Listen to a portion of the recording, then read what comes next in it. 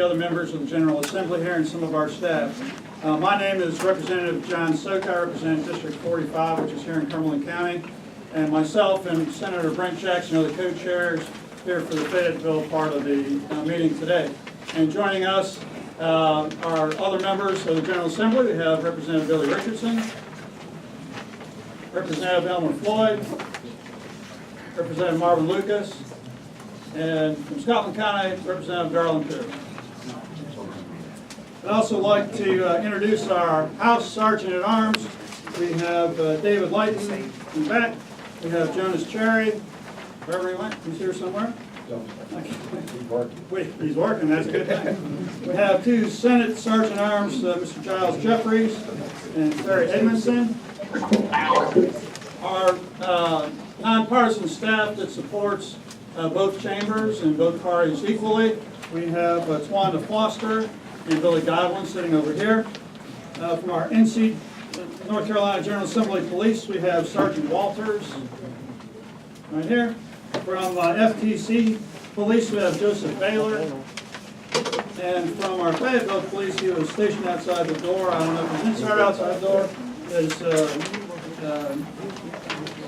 Damien Dix. Sorry.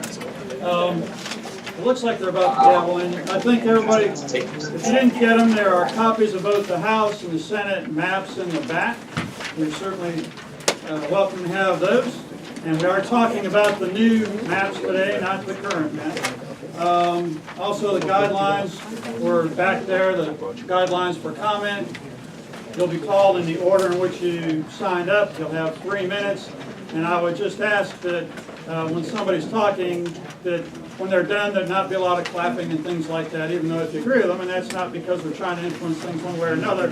But as we roll from place to place across the state, when they turn us on, we have 6 minutes. So the first speaker gets 3 minutes. If there's a lot of clapping or murmuring, then it's cutting into the second person 3 minutes. And obviously, we want to show courtesy and respect to all of our speakers who are going to speak today. So that, I got that out of the way. We'll just wait for Representative Lewis and Senator Heiss and Raleigh to gavel in, and then we'll get on with this. So, are there any questions or anything I've said so far? Yes, ma'am? Do you have the existing maps available for comparison? I don't believe so. Yes, sir. You had, and the gentleman in the back said he has a copy. I don't know. They are available. They're available on the website. Of the old ones? Of the current ones? The largest ones are here, and then this size of the new current maps are at that back table where you sign in to speak. So if you want to get some maps, David, would you get this gentleman 2 maps here? And anybody else who's watching, they're back there. Hopefully we have enough for everyone here. Yeah, they're proposed. We're here to talk today about the proposed redistricting plan, which is these maps. Any other questions of a general nature? All right, thanks. Well, we'll just wait then. We need some maps of the proposed districts for House and Senate. They're in the back, and we'll just wait until they start up in Raleigh. Thanks.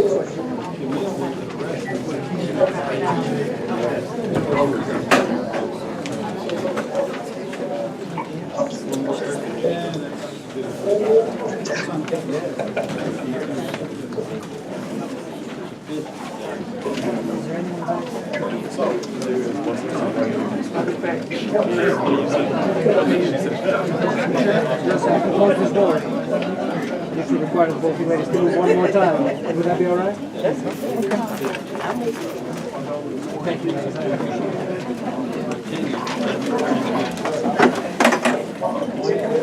It's all good.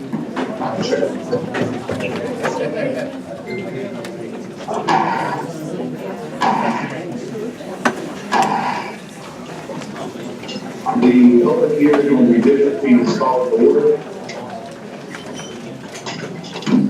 I'd like to begin by welcoming all of you that are here. I'd like to ask you in buildings who didn't have remote sites and they're moved up. I've been asked by the deputy staff, please ask our members to be as quiet as they can. It aids in the other locations being able to hear what's being said, and aids us in being able to hear what's being said at the other locations. I'd like to recognize the House and Senate Sergeant at Arms that we have located throughout the state and thank them for their help in making today a success. In a moment, I'm going to recognize the Sergeant at Arms and the members that are present at Raleigh. We're then going to go to each remote site as a test. And as the presiding chair at each remote site, please introduce the members and Sergeant at Arms that are at your site as well. So with that, in Raleigh, for the House Sergeant at Arms, we have Robert Shepard, Reggie Mills, Marvin Lee, Terry McLaw, Thomas Terry. For the Senate, we have Larry Hancock, Charles Marcellus, Becky Meyer.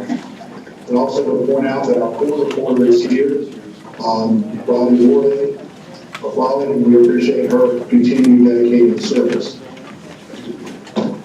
Again, I welcome everyone to this public hearing on redistricting. I am Representative David Lewis, the Senior Chairman of the House Select Committee on Redistricting.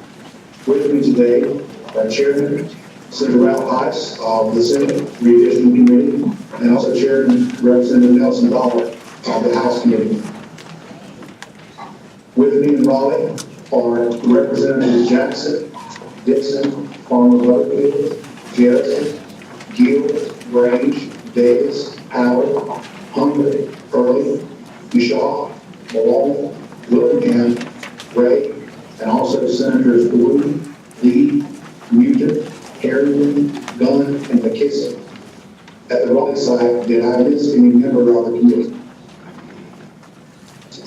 Chair would also point out there are several members who are here who are not members of the committee. We certainly welcome them and thank them for their attendance. We're going to go now to Beaufort Community College. To Beaufort Community College, I'd like for the chair to introduce himself and the members that are there with him at this time. Hi, my name's Harry Brown. I'm in the Senate. I represent District 6, which is Onslow and Jones County. Mike Spezial in the House. Sorry, none of us get Mike, you represent Beaufort and Craven and Pamlico County. And then Norm Sanderson, who's in the Senate, he represents District 2, which is Colorado, Craven, and Pamlico County. Our Sergeant at Arms on the House side is Bill Bass, Jim Moran, and Jim Hamilton from the Senate. Thank you, Mr. Chairman. Thank you, Senator Brown. Next, we'd like to go to Halifax Community College with the chairman and Halifax Community College recognize themselves and their members and their support staff. Thank you, Mr. Chairman. Representative John Bell, Halifax Community College. With us today, Sergeant at Arms from the House, Bill Moore and Doug Harris. Sergeant at Arms from the Senate, Tom Burrows and Francis Peterson. We also have in attendance Representative Bobby Richardson and staff from Senator Angela Bryant's office. Thank you, Mr. Chairman. Thank you, Representative Bill. We now like to test and introduce our Fayetteville site. Fayetteville Community College, Fayetteville Tech Community College, I guess. Is the chairman there? Yes, Mr. Chair, I'm here. This is Representative John Soka. My co-chair, Senator Brent Jackson. Other representatives here. Representative Bob Soka.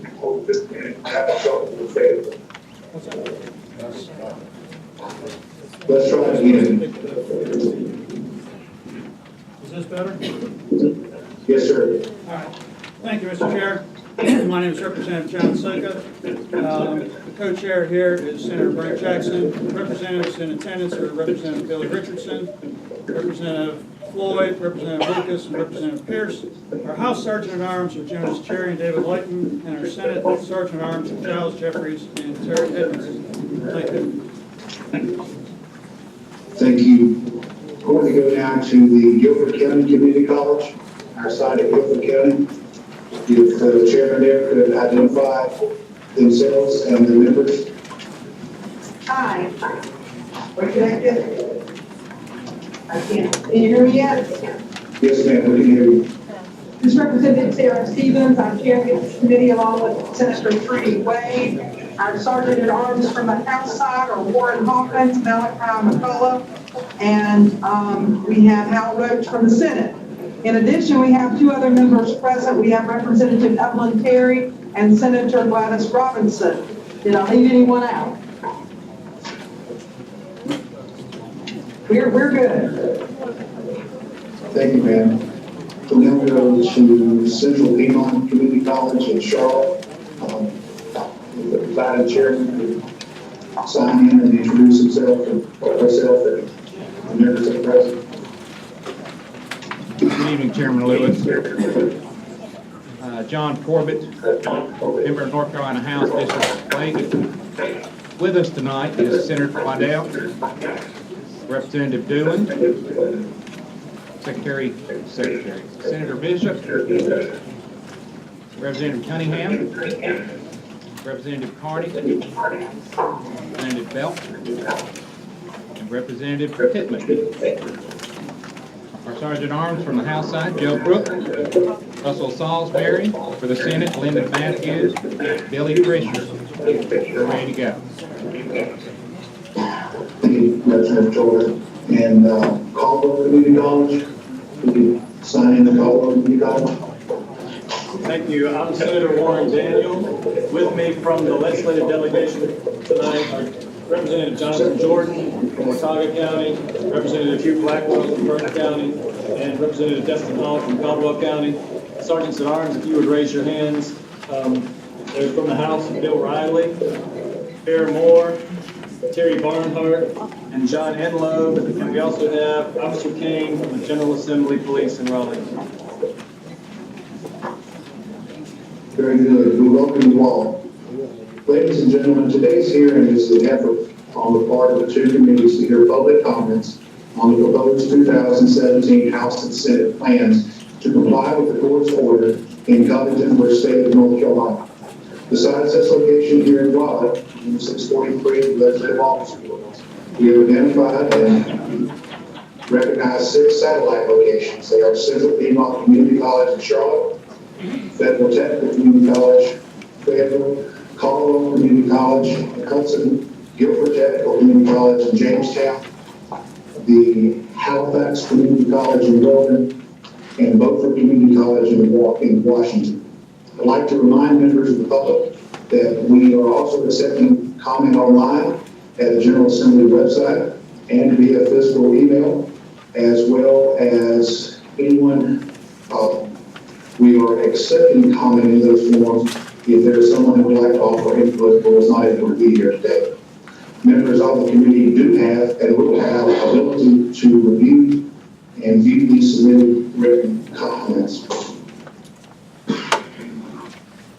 Now that the introductions and the sound checks are out of the way, I'd like to thank the members of the public for being here today and for participating in the democratic process. As you may be aware, the General Assembly has a deadline of September 1st for approving new districts. The committee released maps over the weekend for review. Those maps are online. I'm also told that there are hard copies at each site. Our hearing tonight is so that we can hear from you and your input on the districts themselves. You should have noticed an opportunity to sign up with the Sergeant at Arms as you walk in the room. The chair will also pause and point out that there are members of the public that are in room 544, which is also the legislative office building. You're able to hear what is being said in here. Many of those have signed up to speak. We will certainly have staff coordinate back and forth to welcome them into this room when it's their turn to speak. Each speaker, when recognized, will have 3 minutes to speak. The Sergeant at Arms will have a yellow card that he will flash when your 3 minutes are nearing a close.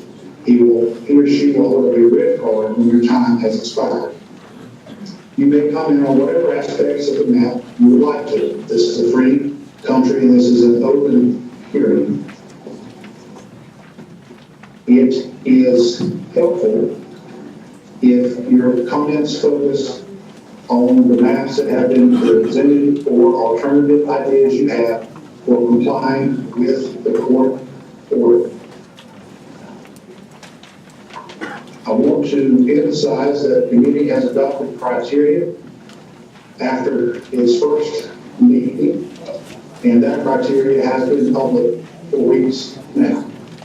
Those criteria are equal population, contiguity, abiding by the mandatory county groupings, trying to keep towns, cities, and precincts whole where possible, incumbency protection, consideration of election data, and drawing districts without regards to race or ethnicity.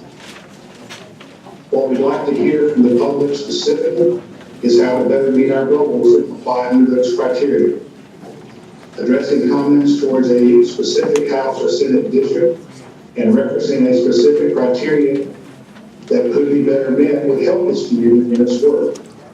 Reading off prepared talking points or sending form emails is also an accepted way to go on record.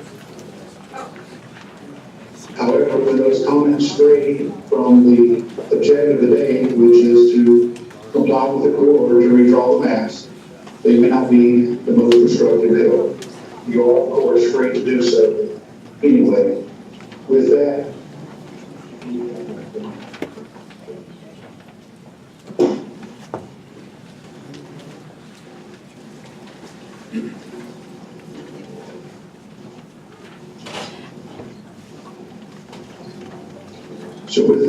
we're going to move now to, I'd like to recognize Senator Heiss, the chairman of the Senate, who did some comments. Thank you, Mr. Chairman. Just a moment to clear up any confusion. We do have one of the interest groups in the state have been sending out information today that there were public hearings today and tomorrow on listed sites for tomorrow hearing. Today is the only hearings for this committee, only public hearings for this committee there, and I just want to make sure to clear up that confusion.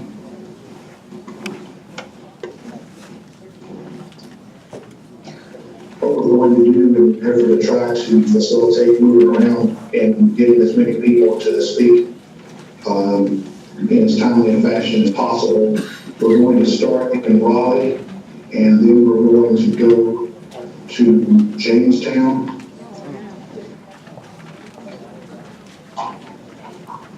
and then to Caldwell, based on the list I had.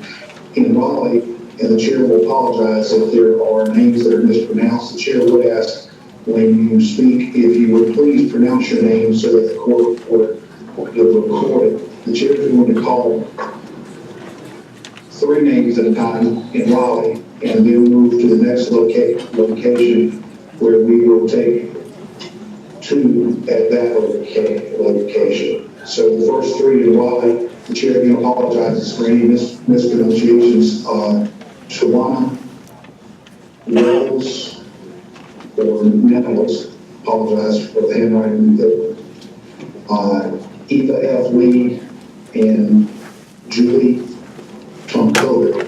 If you would please approach the microphone in the rear. You see our Sergeant at Arms that is standing there. He will help you speak. We can turn the camera now from the chair to the public and to prepare. In Jamestown, the first 2 are Janice Siebert and Alan Megginson. So the chair will help you prepare for that.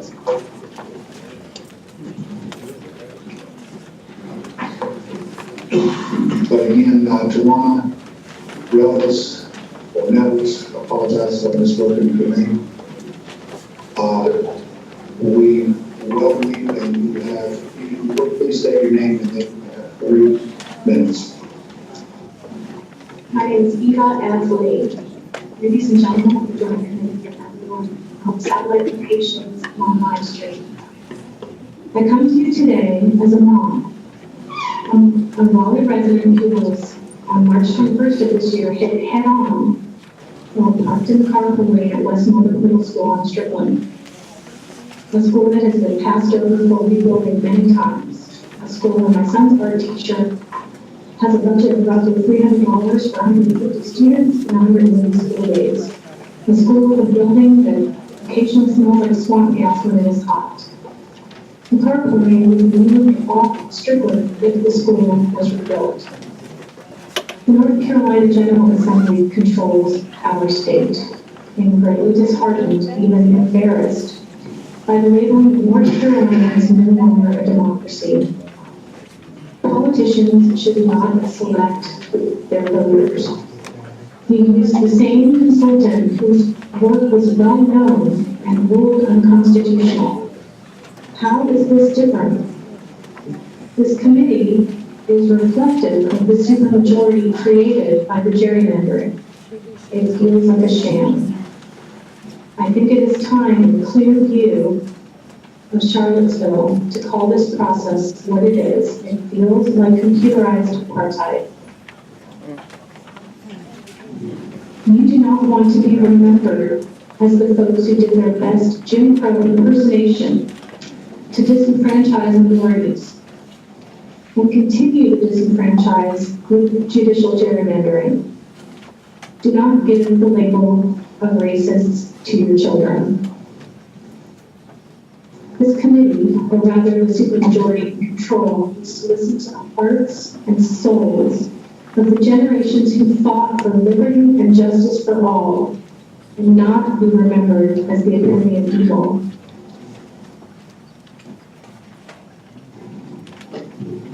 Don't act like Nazis.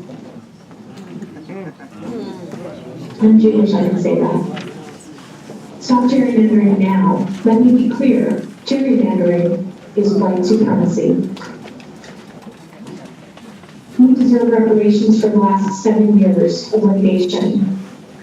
Give us automatic voter registration at age 18 as a reparation. We deserve reparations for the past 7 years. Thank you.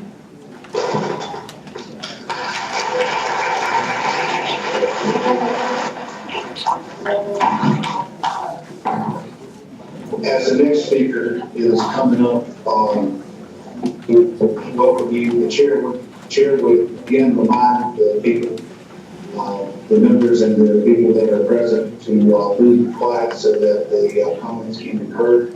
Would you please state your name and you have 3 minutes. Hi, my name is Julie Tomkovich, and I wish to ask for a little bit more detail so I can address them specifically. My comments are going to be about the value of balance in districts. If competition is good for business and for consumers, then it should be equally good for government and for citizens. Gerrymandered districts hurt North Carolina citizens of all political stripes because they stack the decks so heavily in favor of one party or another that there is no true competition of ideas, values, and candidates in a general election. This pushes the competition to primaries, where candidates are encouraged more and more extreme in order to interest on a small pool of voters. As well known, extremists can certainly win elections, they just don't govern well.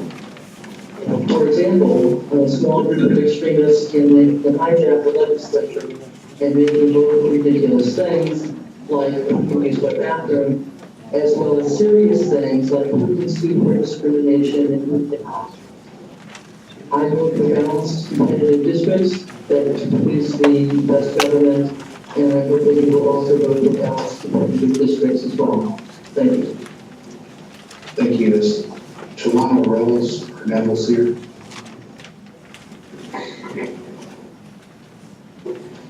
Not seeing that person. The chair would like to enter for the record.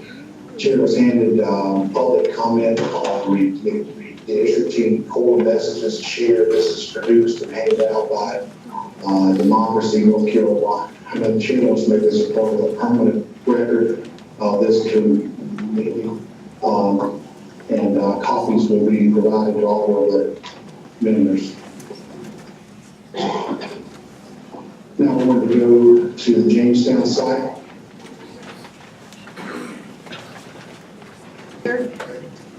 Can you hear us? We can. Okay, this Representative Stevens, I just wanted to let you know we had 3 more legislative members to join us. Senator Lowe, and I believe he stepped out of the room again for a moment. We have Representative Tracy Harrison and Representative Cecil Brockman. We want to let you know when we are ready for our other speakers. I'm Janice Siebert, a voter in Guilford County since 2006. What's the cost of gerrymandering? The cost to so many of us of lack of representation in Raleigh. My representative and senator do not listen to me because they don't have to. They listen only to those who vote for them and to their big money donors. They do not represent my positions. My vote does not count in my district because it is structured to keep the current party in power. What is the cost of gerrymandering? The cost of laws passed that benefit so few. Laws that hurt our state in the long run. Laws that damage our environment. Laws that limit public education. Laws that limit full access to the polls. Laws that transfer control of local government from the people to Raleigh. Laws that limit access to health care for thousands of North Carolinians. They pass these laws because they can, because they have gerrymandered safe districts that guarantee their power in Raleigh. What is the cost of gerrymandering? The cost of defending the unconstitutional districts and the unconstitutional laws that the General Assembly has passed. It is our tax dollars that pay the attorneys. Our tax dollars that could be better spent on something else, that should be spent on anything else that would benefit the people of North Carolina. We do not see that the current process and the current maps hold any promise to be any different from the past. We are tired of paying for gerrymandering.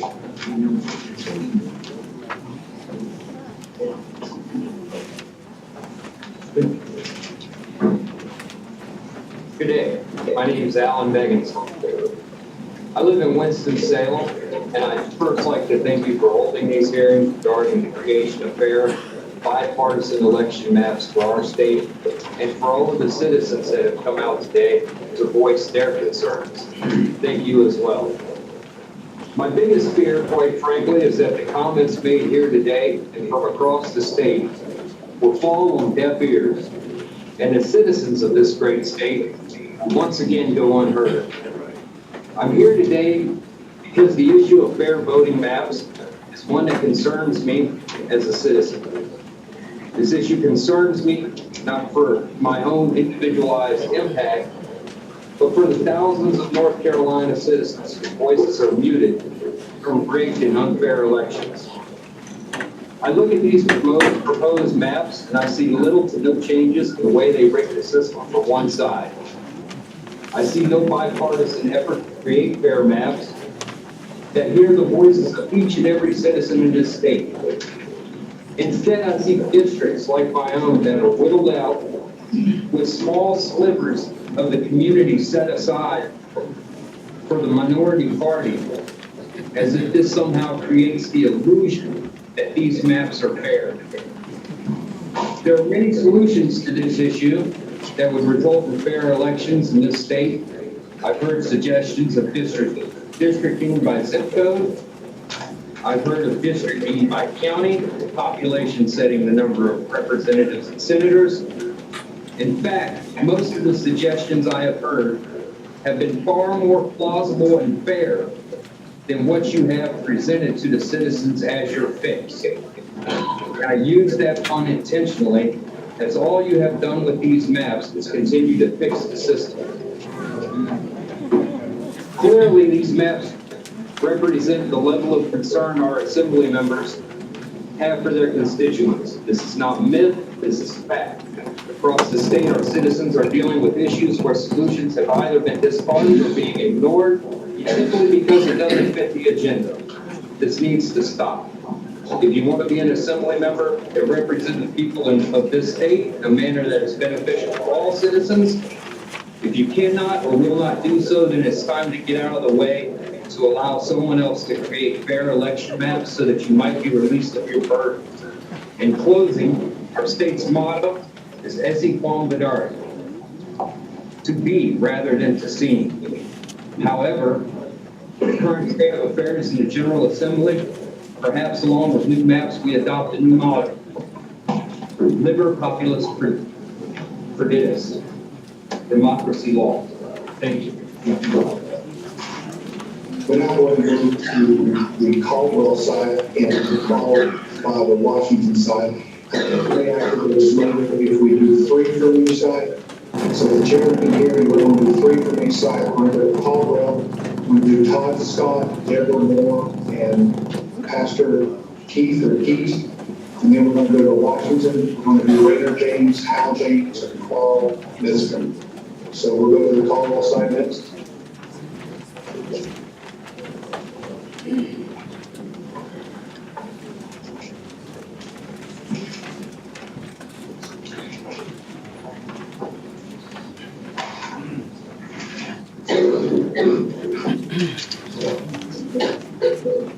Good afternoon. My name is Todd Scott. I'm the first vice president of Fayetteville NAACP branch. In August 2016, a 3-judge panel ruled that 28 of 170 North Carolina House and Senate districts were drawn to segregate and weaken the power of the African American voters. They were illegal racial gerrymanders. Republican lawmakers appealed to the U.S. Supreme Court, but it agreed with the panel. On August the 1st, 2017, that panel gave legislators a new deadline. Present new redrawn district maps to the judges by September the 1st for the use of 2018 legislative elections. This is all a sham. All these maps we got is a sham. This is like going to school on the first day of school, and your teacher tells you we have the end of the year test today. Any discussion? Legislative leaders continue to stall and avoid fixing their unconstitutional maps. Federal judges have rebuked them for not taking it seriously. Urgency of correcting their legal maps. Republican lawmakers say they are serious, but they have hired the same consultant, Thomas Hopefeller, who drew the current legal maps. He is nationally known for rigging maps to help his Republican clients. Declared that they will not consider the race of the voters, as if that would stop them from drawing biased maps. In fact, that approach ignores the directive of the court to examine whether black voters have a fair chance to elect candidates of their choice in their districts. They have declared they will consider past election outcomes and the ability of their party to win elections in their districts. They admit they will draw districts for partisan advantage. They have refused to reveal the new maps Hopefeller has already drawn, which would give North Carolinians time to provide informed input during public hearings. We should have been in a bigger area than we are today, but who found out about this? They didn't want everybody to know about it. How can the public trust legislators elected from a legal district draw fair maps, especially when they use the same map maker in highly partisan goals? North Carolina lawmakers have used unlawful gerrymandering to win elections in 2012, 2014, and 2016. Then passed countless laws in essential, illegitimate General Assembly. The legal maps have protected legislators from being held accountable by voters. About 90% of state legislators now have safe seats with no or little partisan competition. General Assembly leaders have spent $4.8 million of taxpayers' money to defend their maps in court, and they got beat every time. I would like to leave this to all our legislators. Matthew 25:40.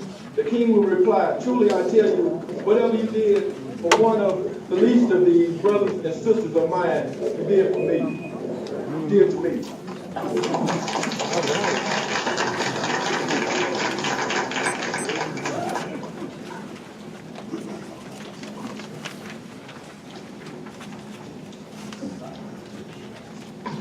Hi, my name is Dr. Moore. I'm New York State Redistricting NAACP. North Carolina's remain reform. North Carolinians are tired of gerrymandering and politicians. Can we get a mic for the speaker?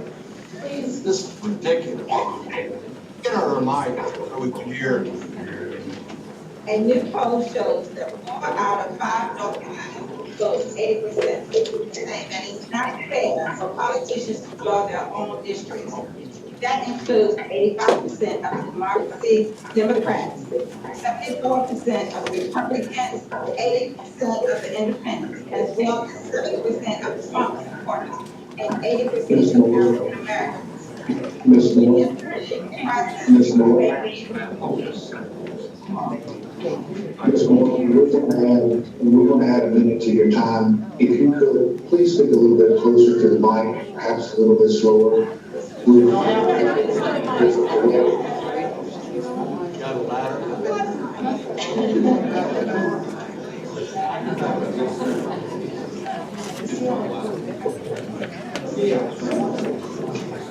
The redistricting process must be open. Avoid racial and partisan gerrymandering allows voters to pick their own political representatives, not the other way around. We should research the practice used in other states and adopt principles that encourage deep community involvement. Fair redistricting should follow these basic principles. Grace is the key. Maps drawers must ensure that it is possible for Black voters to elect their own candidates of choice as required by Voting Act rights. One person, one vote must be equal to population and obey other laws. Map drawers must create compact districts without R. Districts must not be skipped and joined into one point. No parallelism. Maps must draw and use address and current lawmakers, voting histories or voters. Other data must help respect communities of interest. Map drawers must avoid dividing communities of similar cultures, ethnic, and local government districts. Respect boundaries. Map must show effort to keep the counties whole. Before it is approved, a map must equal and override basics using tools recognized by the court measures of fairness.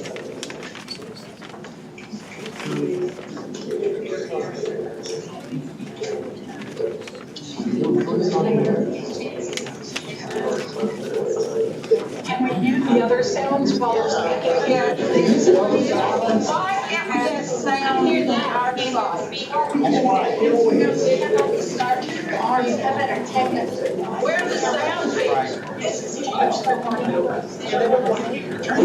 We do not bring equipment with us. The equipment is provided for us. I apologize for any inconvenience, but this is the best that we have at this moment.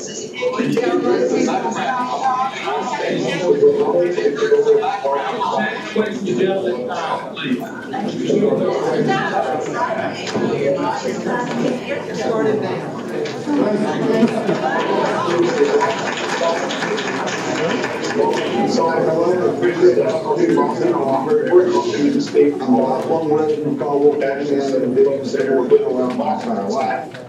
I'll be very brief about this. How many city limits were taken into consideration? Now, anytime you divide a city limit, you're going to have two different state senators representing you. This city is collecting taxes. The state's collecting taxes and the county's collecting taxes. Anytime you separate a city group from, they're divided, you've done the same exact thing as moving an unwanted relative into your house to share with them. Because you will have to come to a consensus on all these different issues.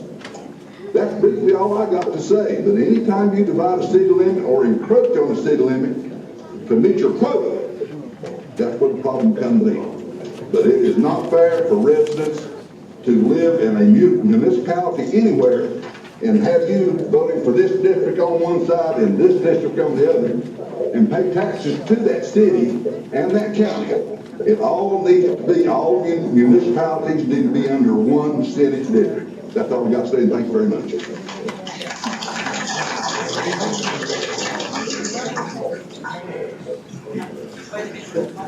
Is it possible to go to the election site now?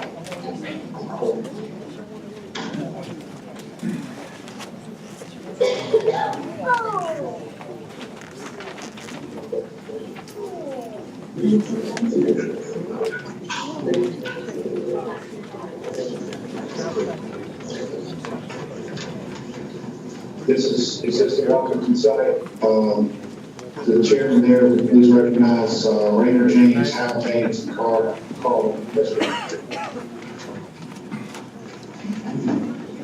Rainer James and Hal James, new Carl. Ladies and gentlemen, I come from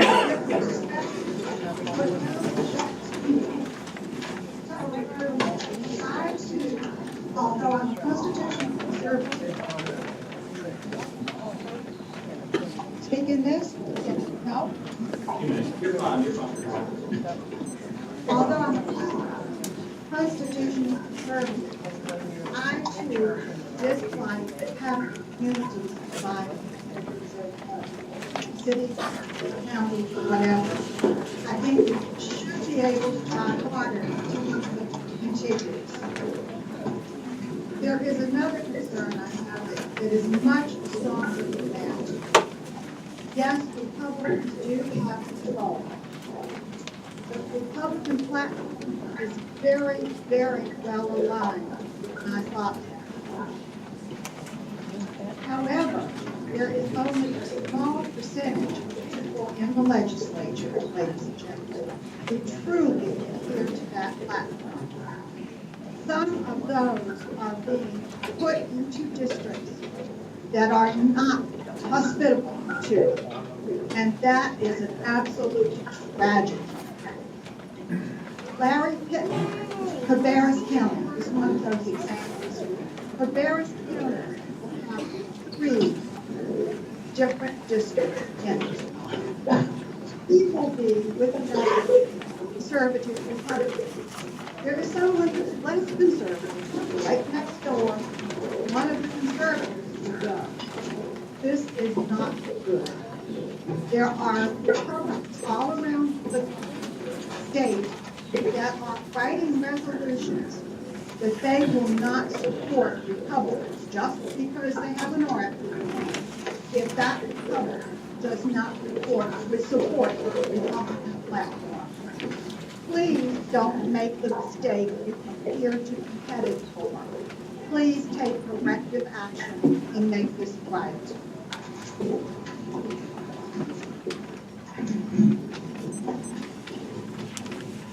I'm Hal James. I live in Drive in Craven County. I belong to the Coastal Carolina Taxpayers Association, an organization that advocates minimum government and maximum freedom, preservation of free enterprise in the United States Constitution. We have 2 champions of our cause in the General Assembly. The districts are reorganized by these new district maps in such a way as to separate them from their base supporters. There's Senator Cook, District 1, and Representative Pitt, District 82, and maybe part of 83 in Westwood. Both of these gentlemen have been very supportive of our cause. I selected 5 bills that have been considered by the present legislature to help determine the support of our cause by the members of the General Assembly.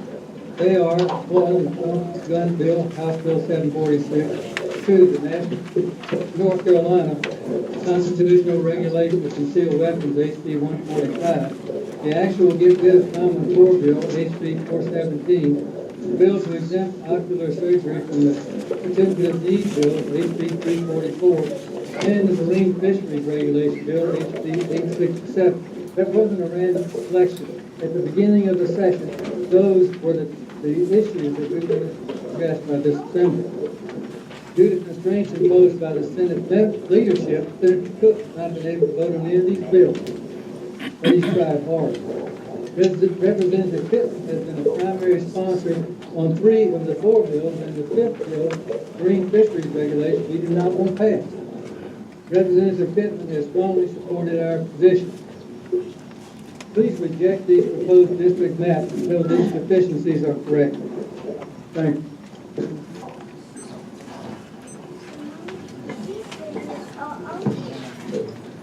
My name is Carl Mishka. I'm the chairman of the 3rd District GOP, media past chairman of Craven County GOP. I'd like to defer my time to my vice chair. Is that possible? who's on your list to a point that we'll never get to him, and he has some very constructive redistricting comments to make. Pass the Tom Keith Bidwell. Oh, I think we will get to him eventually. We're gonna go through this whole list, so. If you're going to do that, thank you. We're going to now go to the Charlotte site, and the first three speakers, Jacob Plum, Sarah Feldman, and Henry Martin. Go to the Charlotte site, recognize those three speakers, please.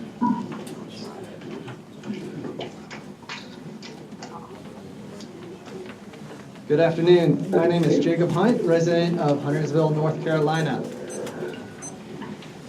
So, I must admit that I am not adept at the complex demographics of our state to know whether the new districts are gerrymandered or not. Perhaps if it fixes the racial gerrymandering, and if so, that is a victory indeed. But seeing that it was made primarily by one political party, I'm still skeptical of its derivation. So I'm here to call upon the General Assembly of North Carolina to end political gerrymandering, which undermines our democracy. After the election in 2016, Governor Cooper narrowly won by just 0.2%. Now, in a politically blind system, this would naturally be coupled with a near 50-50 split among the parties in the General Assembly. Yet Republicans hold a 2/3 majority in both chambers. Clearly, something is awry. I recognize that political gerrymandering is not illegal, but that does not mean it's right. The process greatly diminishes the voice of the people and undermines our will. I am generally annoyed when the government is compared to a business because they serve two wholly different purposes. However, there are some similarities. When a business has an inferior or unpopular product, the consumers can reject it. It is now up to the business to improve the product, give the consumers what they want, or face the effects of the free market. When voting districts are designed by the legislators, they do not have to face the consequences of unpopular policy. This, of course, leads them to pursue policy that serves not the collective good, but rather the good of the few. I understand that when the Democrats controlled the General Assembly, they too drew districts along politically favorable lines. But how many times must we repeat the same mistake? How hyper-partisan must we become before this cycle is finally broken? So again, I call upon the General Assembly to uphold democracy and allow voters to choose their policymakers, not allow policymakers to choose their voters. Thank you.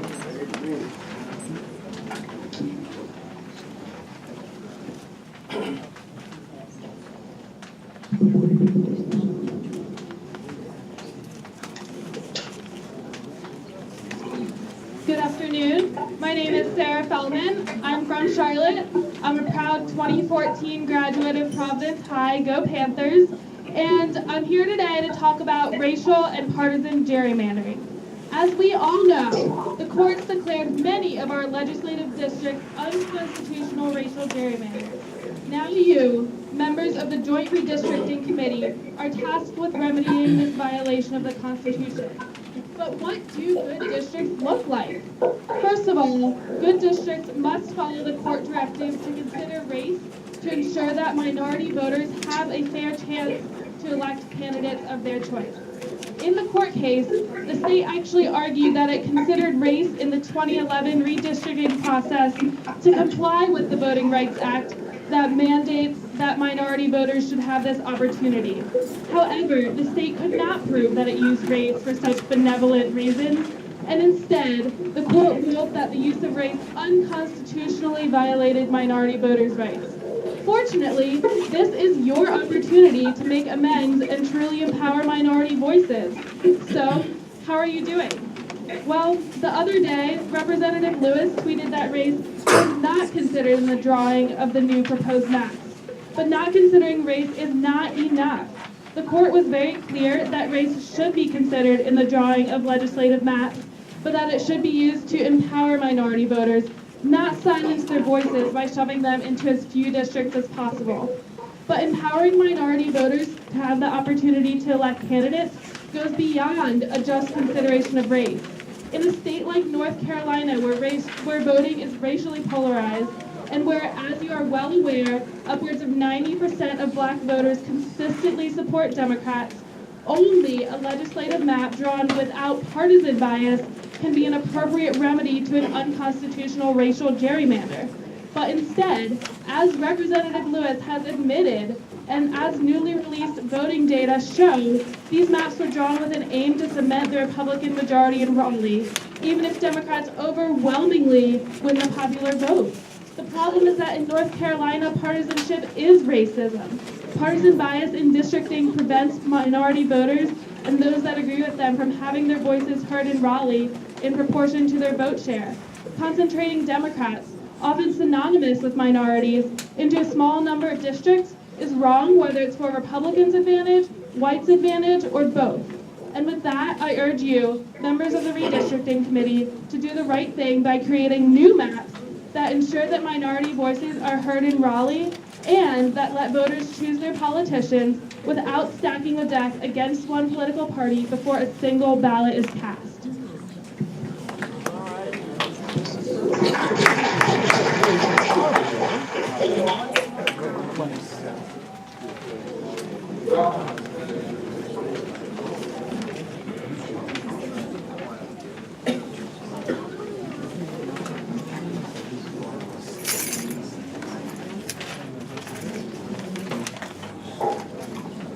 I believe we have one more in Charlotte.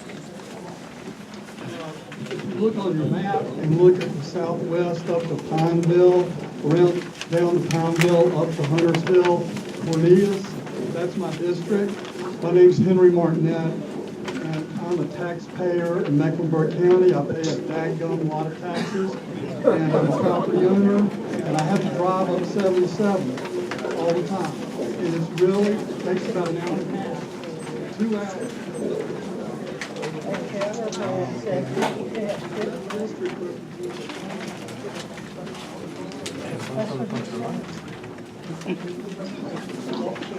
Mr. Martin, if you could possibly speak to the microphone.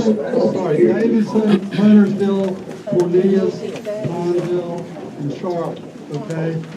So how does this one senator represent all of these distinct municipalities, you know, faithfully and effectively? I'm saying that any senator, Democrat or Republican, can't effectively represent the way this district, the way it's drawn. So it's going to be a problem if whoever has to represent this particular district, and I think it should be redrawn. That's all.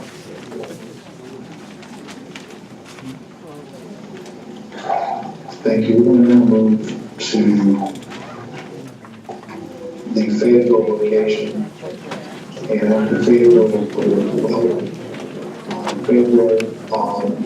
Bobby R. Schiffer, Jerry Bonham, and Minister, apologize, Irani, I believe is the last name. So Representative Sutherland, Representative Johnson.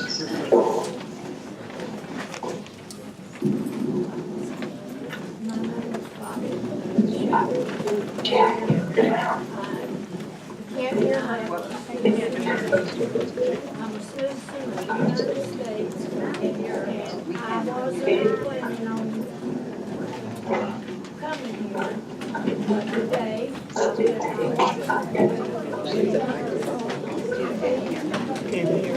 sorry, please fix the mic when I saw this map of existing North Carolina Senate District. It reminded me of when my little kids were small and they were coloring.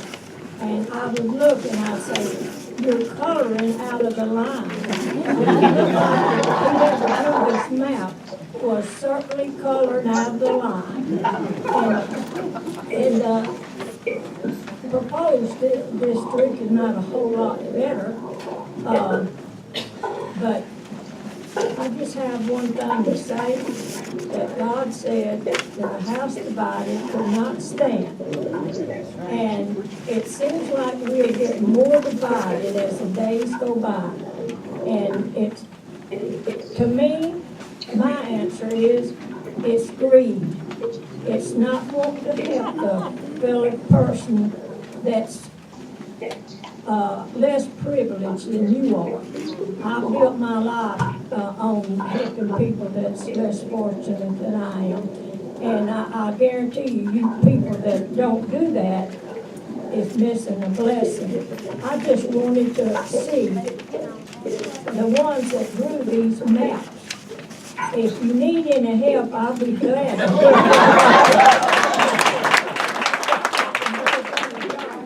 And I do have the people at heart and not my next run to see if I'm going to be re-elected. And you know, that aggravates me when our politicians is always saying, I can't do this because, oh no, I can't do that because I might not get elected next year. Well, who do you think you're up there for? Yourself? You're up there for us. You're working for us. And we expect you to work for everybody's betterment, not for just Republicans or Democrats. I never liked that anyway. I like people to work together for the good of everybody. And I hope that y'all will do better next time. Thank you.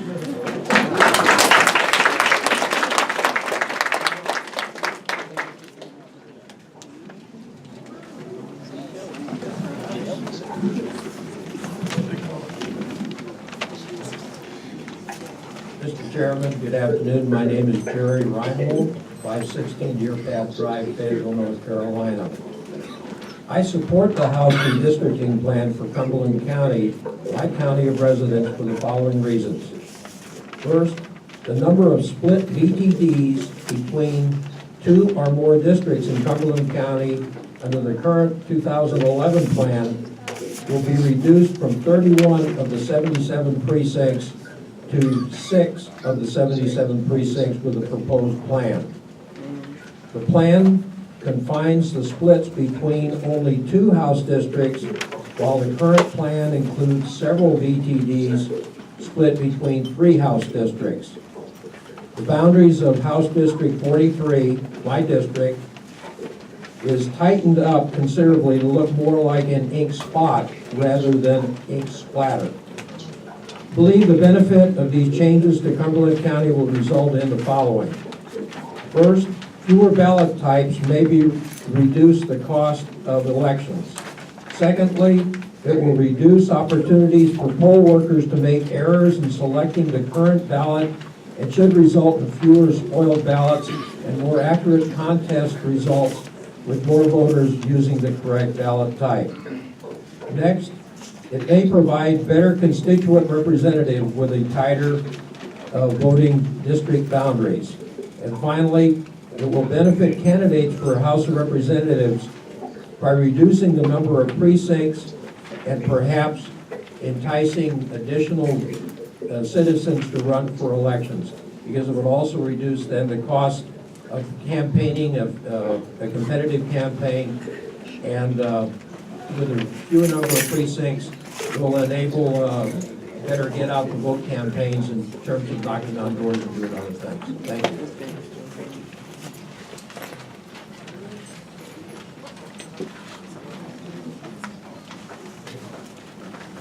For the name of God, the benevolence of the rest of your life can bring God. I give you all the dreams of the lifetime which is heard around the world. That's my introduction. I'm going to the National State Legislature for the past 35 years. The themes from Georgia State University is C19, which is Martin Luther King legislative of Congress. I'm going before Martin Luther King. Greetings, everyone. Fayetteville has a solution for the rest of the country. We must realize who we are. The other lady before, like myself, we see Fayetteville as a shining light on the hill. Others see it different. Now, God says in Scripture, the devil's strategy is secretive meetings. Secretive meetings. The secret meeting that took place last weekend, I saw Angela from the Legislative Black Caucus on television, and she was jumping up and down. As a spokesperson for the Legislative Black Caucus, where are the maps? They should have given those maps to her and the Legislative Black Caucus, and that's for the Democrats, especially. Last Friday. Now, here we are in Fayetteville. We have great growth and development. We have the baseball stadium coming. We have Fort Bragg, the largest military base in the world, and the second Pentagon in the world. More Germans and officers in any place in America except Washington, D.C. Pentagon. Part of my work includes that. Now, in terms of where do we go from here, let's look at the history. The Federal Reserve used to have a monument on the front of the paper. A picture of the White House, the slave house. As part of my work with Clinton and Harris, a lot of y'all going around the state. We forced the Federal Reserve to take that picture off.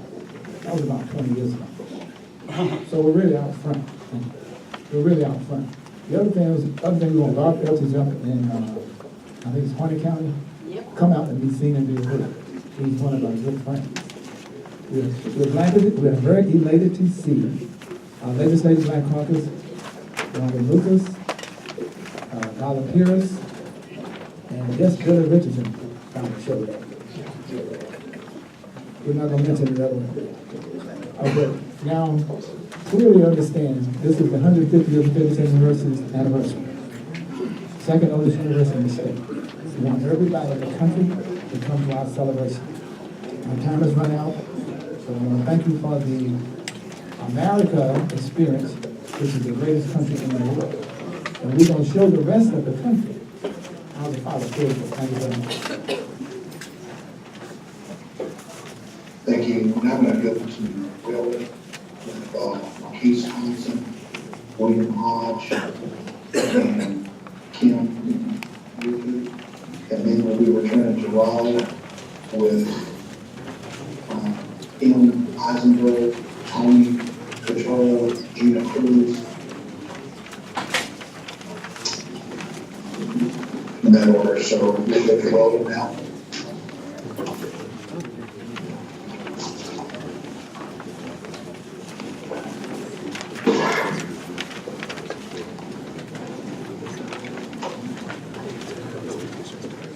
Logan needs to stay in Fayetteville.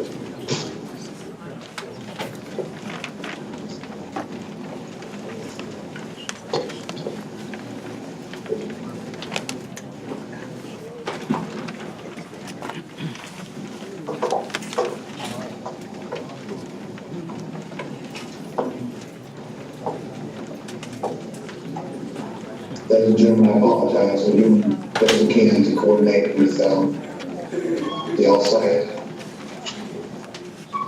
switch.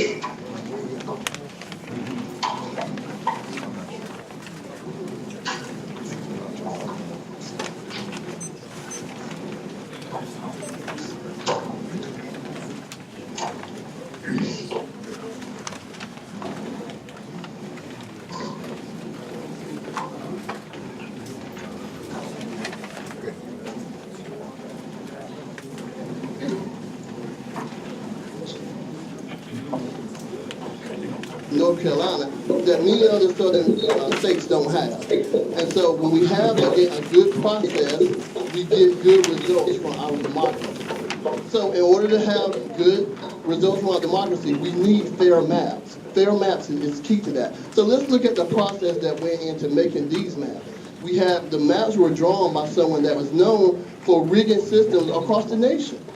This the process of making these maps was said that they would discount or not consider race, which was the whole reason why the maps were unconstitutional in the first place.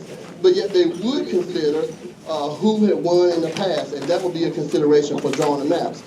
And the last thing is, talking about this process of drawing these fair maps, we just got the maps just recently. I mean, we've known about this process for a while, and these were just given to us Friday and today, and a lot of the data we still don't have. So it's been a bad process, and when you have bad processes, you get bad results, right? So we already had a legislature that was elected by unconstitutional districts, so that's a bad process, but we're trying to get that process fixed.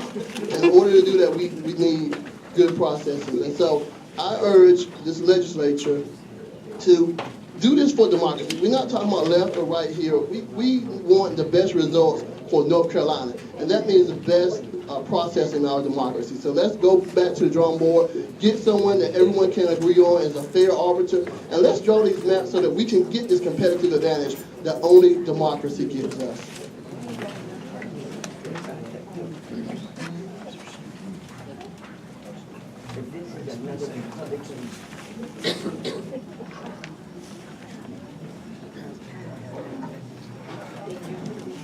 My name is William Hodge, and I'm a 35-year Halifax County native.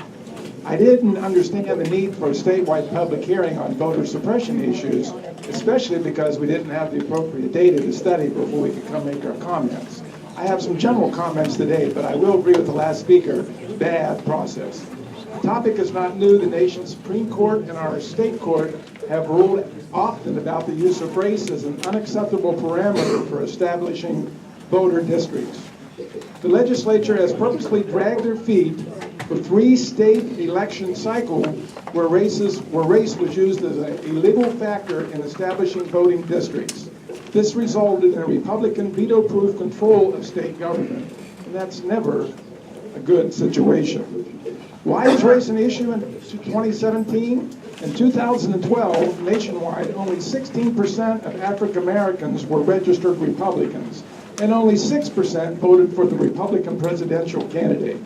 This small percentage is shrinking daily, especially after the last 2 weeks of news from Charlottesville, Virginia. Race is an issue, especially in northeastern North Carolina. According to the 2013 census data, neighboring Bertie County had the highest percentage of black population in North Carolina, 62%. Halifax County's 53% was the 5th highest. 7 counties in North Carolina were above 50% black population, all Halifax County neighbors. Contrarily, 34 mostly western counties had black populations under 10%, and 23 of these counties were under 5%. The Republicans used their legislative power to diminish the majority-minority voting black population in eastern North Carolina by assigning black voters into as few voting districts as possible. From my perspective, other critical issues have been left unattended by the General Assembly. Eastern North Carolina has a history of underfunding and underperforming public education, a majority government responsibility. This has resulted in unacceptable academic performance in public schools in eastern North Carolina. 6 of the bottom 9 academic proficiency school districts are in Halifax and neighboring counties. Without sufficiently funded education, the area has been unable to recruit employees to represent textile jobs. Halifax County's 7% June unemployment rate was the 4th highest in the state. Neighboring counties experienced 5 highest jobless rates. North Carolina lawmakers recklessly gerrymandering practices has led to costly litigation and put our state in the national spotlight. Our legislators must enact House Bill 200, which will establish a nonpartisan redistricting process. The bill has overwhelming public support with both red and blue legislative support. Thank you.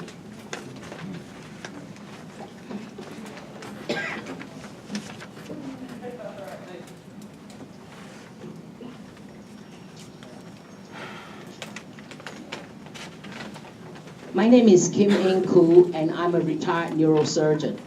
I live in Rocky Mount, North Carolina, and Nash County, and I'm a member of the Rocky Mount Racial Justice Group.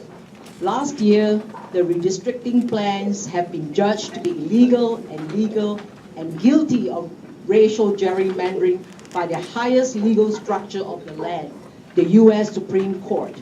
You are tasked to redraw new district maps for public review by September the 1st in preparation for the 2018 elections. First, I want to point out that releasing the maps and information on the redrawn district maps so late and so last minute on the day before public hearings is an act of disrespect to all the people of the state. We need time to study and respond to them. You're not giving us our due. This last-minute release maneuver smacks of dishonesty and secrecy, a lack of openness, which is a disgraceful act for public officials paid for with public dollars. Second, when I look at the new maps, I'm amazed by the contortions and variegated shapes of many areas. It looks like a collage and a distortion of reality. It's so twisted. It takes a lot of work and conscious thought to come up with such a map. The persons or persons involved must have some directed purpose for coming up with such a contorted picture. And not to mention getting paid with millions of our tax money and insult to injury indeed. It represents to me a culmination of the attempt by the current party in power to hold on to the power at the expense of electoral freedom, and it is both racist and divisive. The North Carolina legislature has already acquired quite a bit of notoriety for its electoral shenanigans. Some examples we have encountered at the last elections include limiting early voting times, changing voting places to be less accessible to people of color and poor people, voter ID requirement, and decreasing the number of places where new and unregistered voters can sign up. The electoral freedom of poor people and people of color keeps getting narrower and more hemmed in. Now you're dictating to us where to vote with this new map. Of course, it also impacts on who is running for that district. So we have few choices, less voices, and no power. Do not think that we will just allow this without a fight. This country is already is an uproar over the many racist and divisive moves by the central government.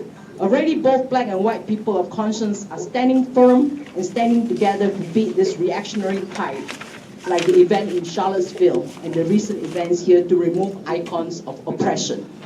I respectfully submit that you redraw your redistricting map to reflect the diversity of our people here and to not target minority people, people of color, or poor people. It will go far to reflect decency and some moral integrity among you guys.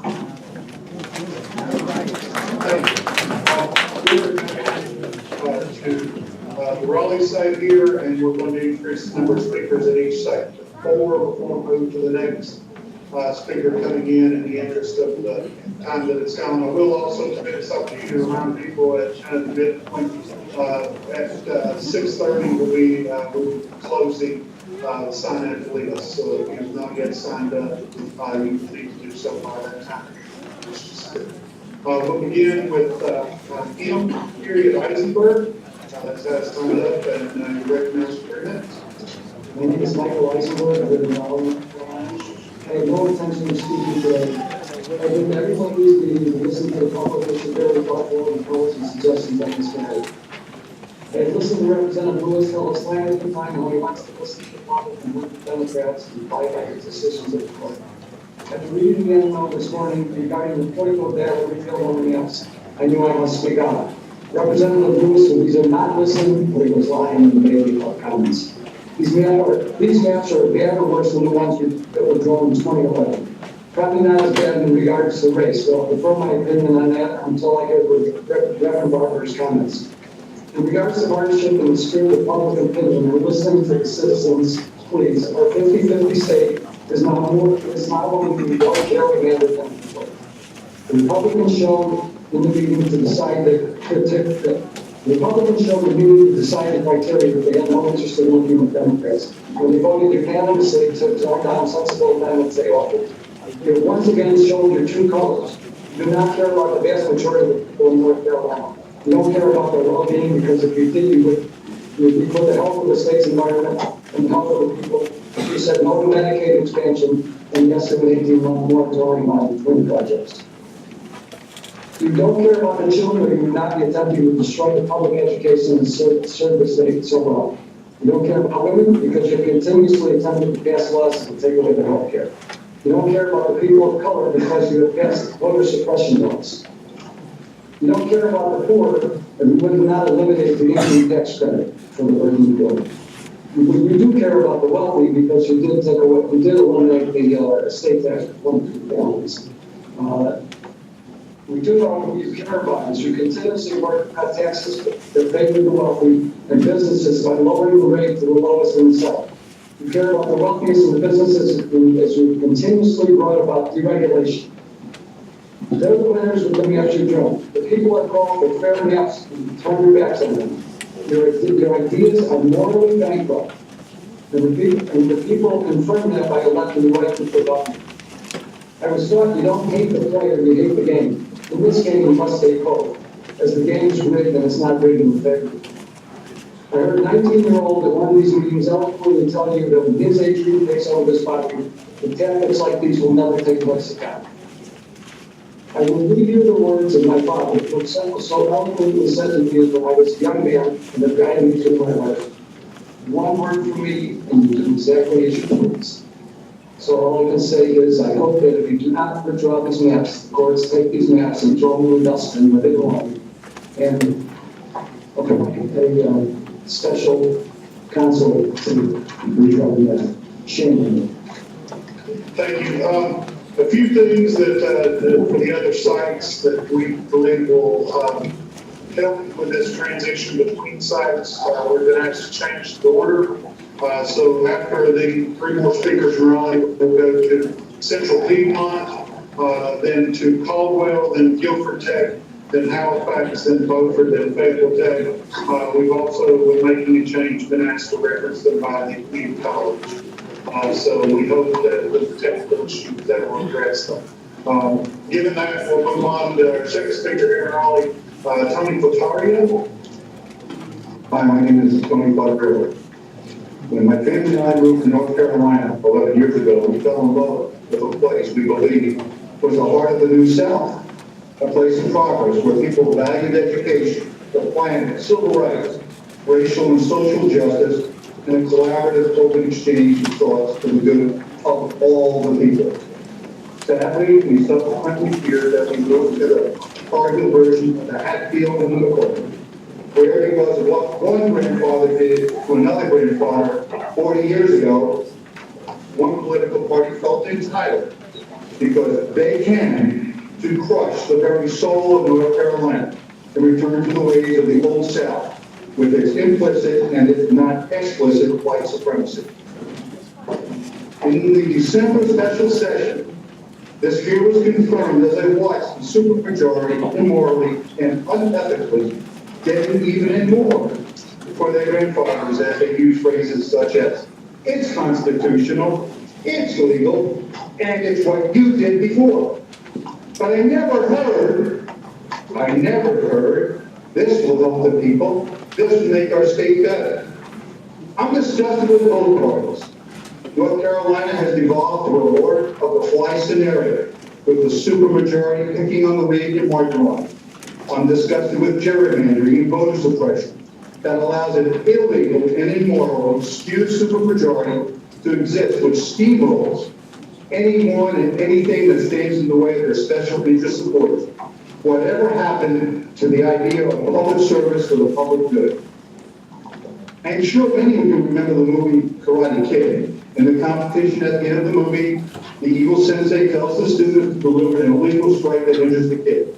When the kid beats the bully in the finals, the sensei once again tells the student to bully to unethically attack the kid's damaged leg. Ultimately, the kid wins against the bullies.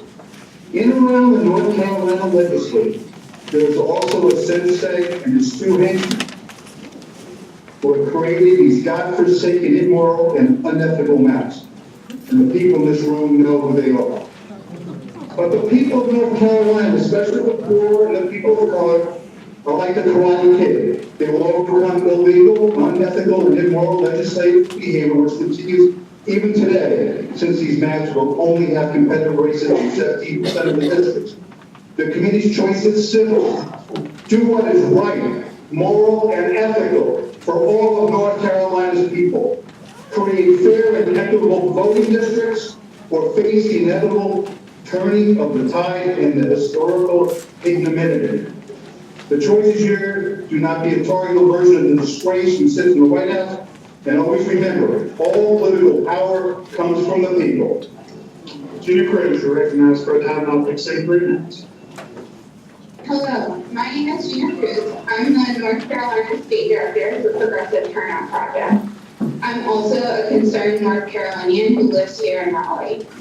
Progressive Turnout Project has been working tirelessly to fight for fair maps for myself and my fellow North Carolinians. We deserve fair voting maps that are drawn by a nonpartisan redistricting commission. We deserve maps that are drawn without the use of any partisan voter data. We deserve maps that comply with the Voting Rights Act. We deserve maps that don't protect incumbents who won based on maps that were ruled racially gerrymandered. We deserve access to the map drawing process. We deserve ample time to both review the maps and plan to attend these public comment periods. 4 days is not sufficient time for new maps to be reviewed. It cuts the public out of the process. Holding these meetings at 4 p.m. on a Tuesday afternoon is unfair to the working class families that you represent. Look at how many people are here and across the state with 4 days notice. Had we had ample time, we would have filled 20 more rooms, at least. We deserve representatives who actually represent North Carolinians. This committee needs to do better. Metro Bacon Bakur. You're recognized for 10 minutes, 6 Good evening, and thank you so much for this opportunity to comment. My name is Melba Baker Hogan, and I've lived in Harbor for over 40 years. During that time, I've regularly walked these halls, speaking to senators and representatives about environmental and health protections. These include making our schools, restaurants, and bars, and hospitals tobacco-free, of which I'm very proud. I never thought someday I'd return to ask for protections of the vote. We desperately need new, fair, and legal voting districts. I waited a year for new maps, and instead got them the day before this public hearing. That immediately tells me how much you value the public's input. I wondered how a group of leaders from 28 illegally drawn voting districts could possibly be charged with drawing the new maps. And I was shocked to hear that the same company that drew the illegal maps was rehired to draw the new maps. Your actions are stunning and memorable. Memorable. You are creating and solidifying your legacy. I am currently reading a book about the fight for the right to vote by African American leaders returning from World War II. The top leaders, such as Medgar Evers, knew that they risked their lives in doing so, and too many were murdered fighting for this right. Instead of denying the right to vote, you are engaged in something also good. You have worked tirelessly to make people's votes meaningless, while also making it harder to vote. This is your legacy. You are the equivalent of white supremacists. But I and millions of North Carolinians are paying attention. Some of us are here today to let you know we will do everything we can to stop you from your ill-intended deeds.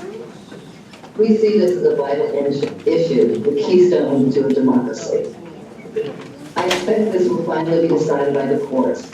I attended the judicial hearing a few weeks ago at the U.S. District Court where this issue of the voting maps was discussed. I applaud the courts for their action.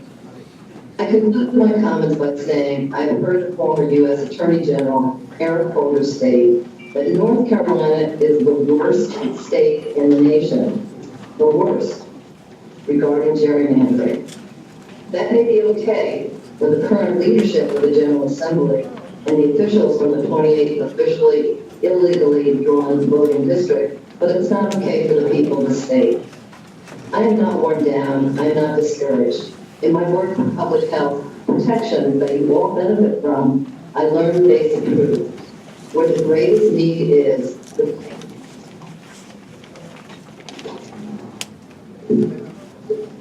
where the greatest need is found, where the greatest need is, the greatest cure can be found.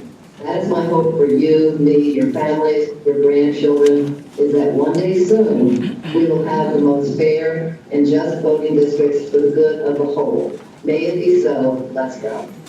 Thank you. Thank you. We will now move for 4 speakers to the Central Piedmont site. After 4 speakers, we will move to the Colorado site.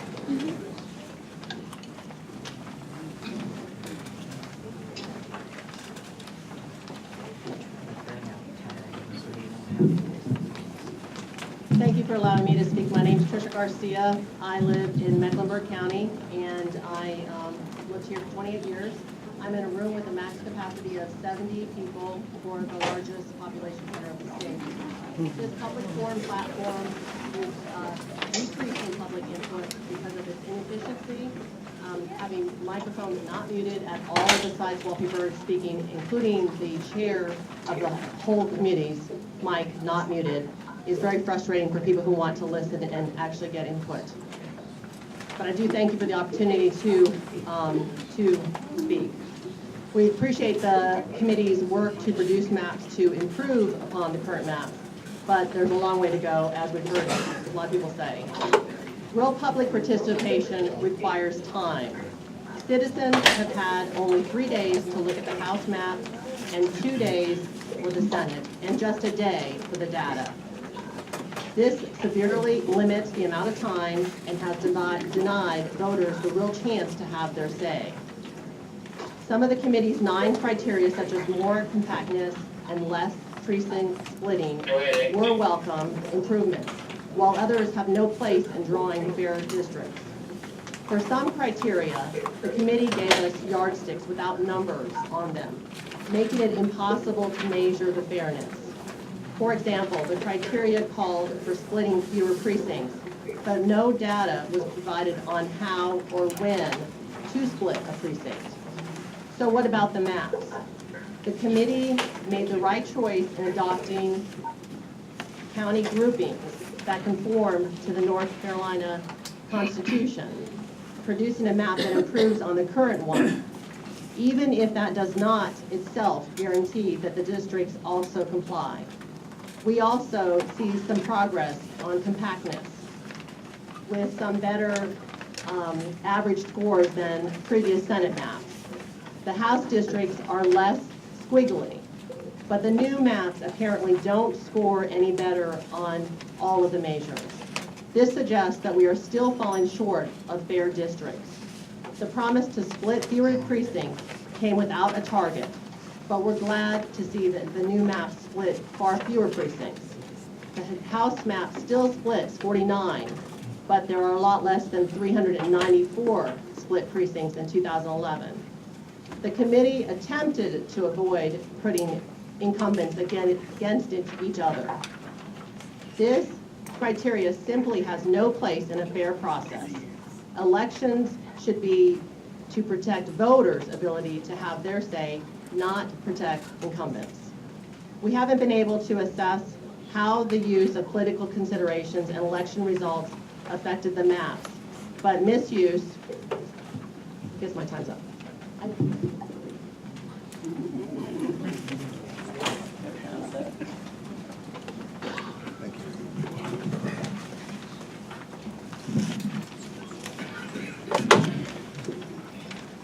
When I run for state legislature, I'm going to mandate that every microphone be lowered a foot. That's going to be the new law. My name is Barbara Bleiweiss. I am the Fair Elections Chair for the League of Women Voters in Charlotte-Mecklenburg.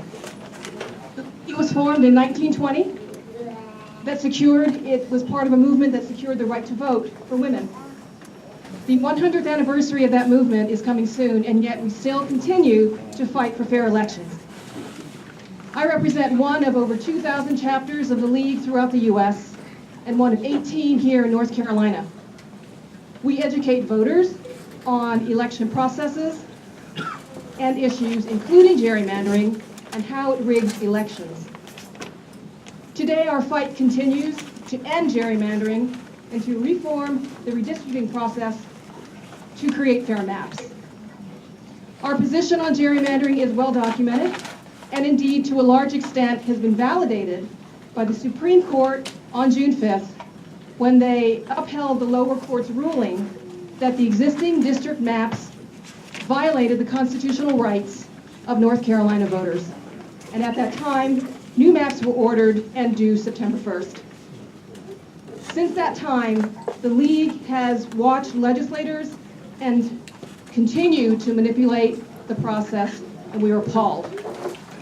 We received notice on 17 August to have public comments on 22 August, on maps that we got on 19 and 20 August, using and creating maps that use criteria that the net effect of it is disenfranchisement of groups of voters using partisanship as a veiled cover for race. The decision to limit time for response, as well as limiting room for seating, only underscores the fact that you may have no interest in what we have to say. The effort to be transparent is disingenuous. It erodes public trust in you and undermines the democratic process. These hearings lack the authenticity that we need and the accountability that we demand of elected officials. This isn't about Republican. It's not about Democrat. It's not about retribution for what happened in the past. It is about integrity and fairness to the voters, to we the people. The good news is you have a chance to fix this. So on behalf of the League of Women Voters, we ask you, find a way to make maps fair, find a way that it will respect voter laws, and ensure that all our votes will count. Thank you.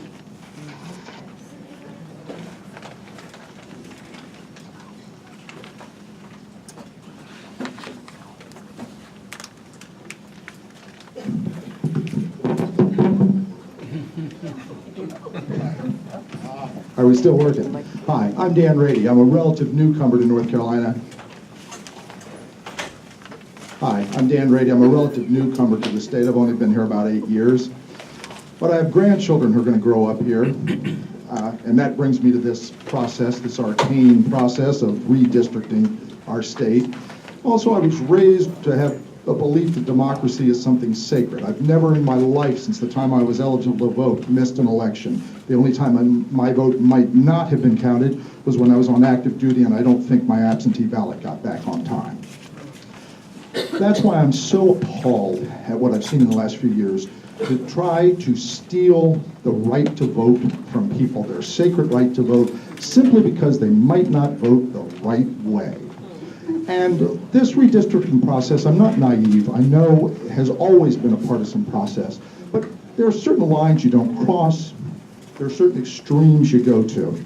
And other people have spoken eloquently already to this process that we're going through now. And the excuse, obviously, is that we're under the gun because the court said something has to happen by September 1st. But we're under the gun on this process because of the previous actions of the legislature. And you have a responsibility to something other than political power. And I wish you would recognize it. However, the bottom line at this point is I don't think there's any way to have a proper process, in the limited time between now and September 1st. So rather than speak to a committee of the legislature who has failed in their responsibilities and now doesn't have time to properly execute them, and clearly doesn't respect this sacred thing called democracy, I'd like to speak directly to the courts involved. Please see these maps for what they are. I personally think one of the political branches, the legislature, should conduct this process. But the legislature, through its own actions, has made this impossible through their negligence, through their lack of taking their responsibility to us citizens seriously. And so I would implore the courts, see the maps for what they are, throw them out. This is one time when I think we would all be better served, regardless of our political stripe, by the courts writing the district. This is one time we need the courts to draw the districts and take our legislature out because they have proven that they deserve to be taken out of the process this time.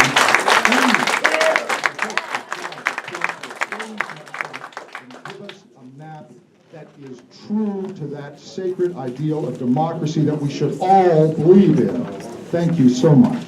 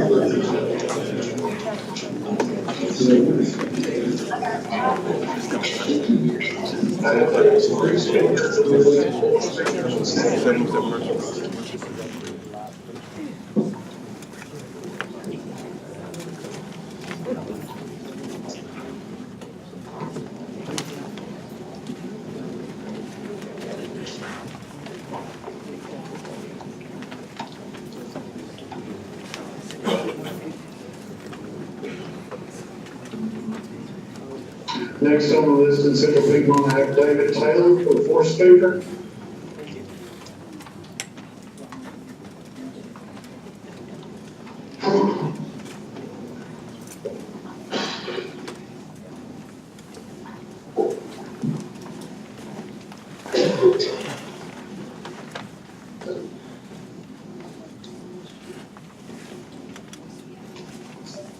Good afternoon, my name is David Taylor.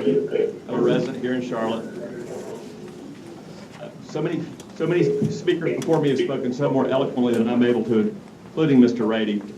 I would remind the people assembled that the state constitution guarantees that our power is derived from the people and is instituted solely for the good of the whole. I'm sorry, you can't hear. Our Constitution guarantees that the power is derived from the people and is instituted solely for the good of the whole. But over the last 4 years, most of our discourse has been about health, about bathrooms, monuments, and campus speech codes, rather than about health care, schools, roads, and jobs. Most of this is due to the partisan nature of our politics, where 80% of districts in this state are safely held by one party or the other with no chance for competition. This puts the power in the hands of the most extreme members of either party and pretty much disenfranchises 75% of our voters because they don't participate in the primary process and don't have a legitimate choice in the general election. Please, please, let's try to end the partisanship in our state's politics. It's destroying this state. Thank you. We'll now move to Caldwell for four speakers. First speaker I have on the list is Caldwell. We can transfer to Caldwell.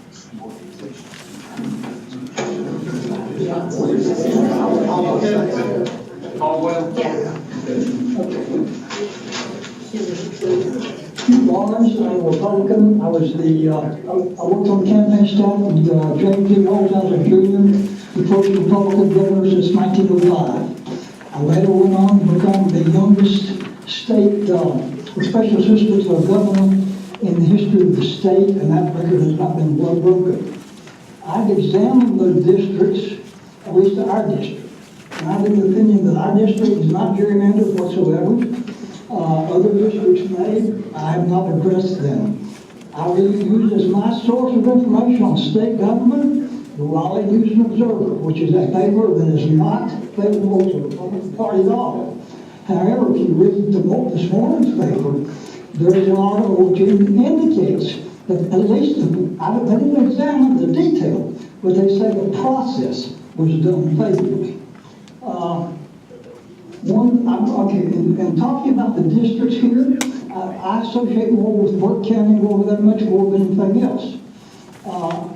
I think another point that indicates that our district was not gerrymandered was the fact that Senator Ballard was thrown into a district with Republican Senator Randleman and Wilkes. A position which I strongly favor because Senator Ballard has never indicated that she clearly understands the needs of our district. During the course of her time, our counties, Caldwell is 64th per capita income, Watauga is 49th, Ash is 60th, Alabama is 73rd. She wants to dismiss all this and vote with high-income districts.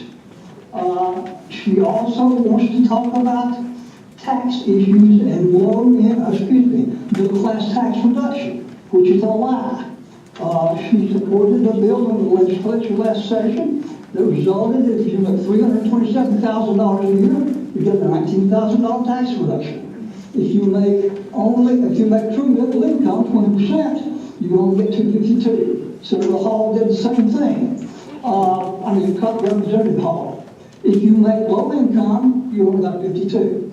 I'll rest my case. That's all the time. I'll give it to someone else. Good evening. My name is Sarah Kaufman, and I live in Hickory.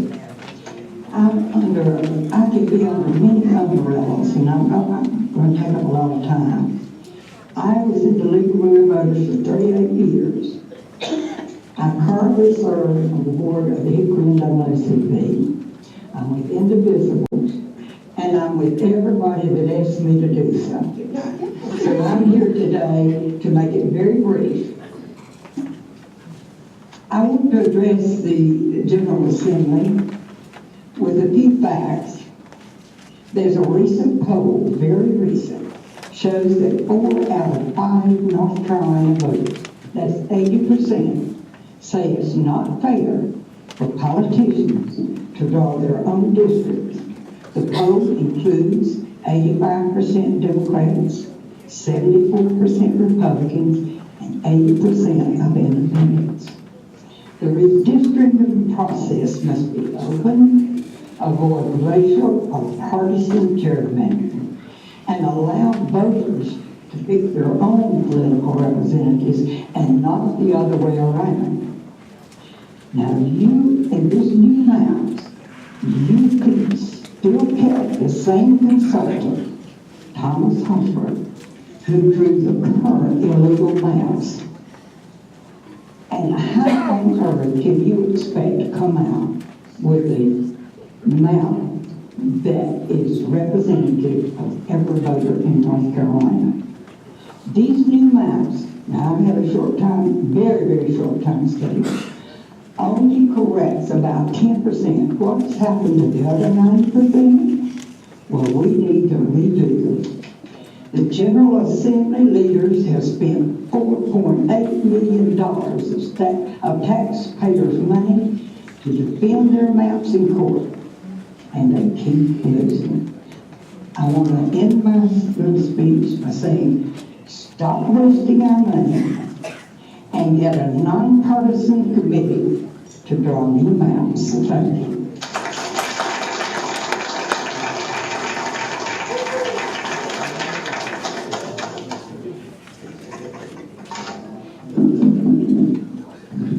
I'm Mary Moretz, and I'm from Boone. That is in Watauga County, for those of you who might not know. Fearing that the Russians or other enemy nations might do to cause Americans to lose faith in our election process pales in comparison to what we have done to ourselves.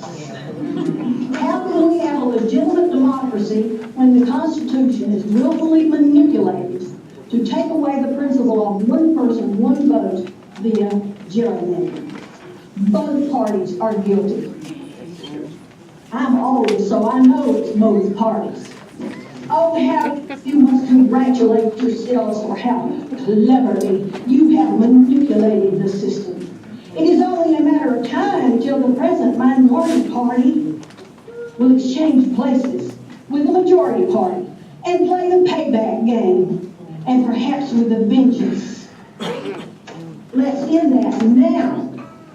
Let's resolve to pass a North Carolina constitutional amendment that reforms the process of redistricting so that it is fair for all citizens now and in the future. In order to accomplish such a change, what we need are legislators who are statesmen and not politicians. What we need are legislators who believe that equality and democracy are more important than party. What we need are legislators who rise above the competitive game of gotcha and rise to the challenge of integrity, honesty, and fairness. What we need are legislators who reflect the moral code upon which our nation was built, and not politicians who applaud themselves for their clever exploitation. Yes, Democrats, I am giving you a tongue lash. And yes, Republicans, I am giving you a tongue lashing too. Don't make me have to come to Raleigh.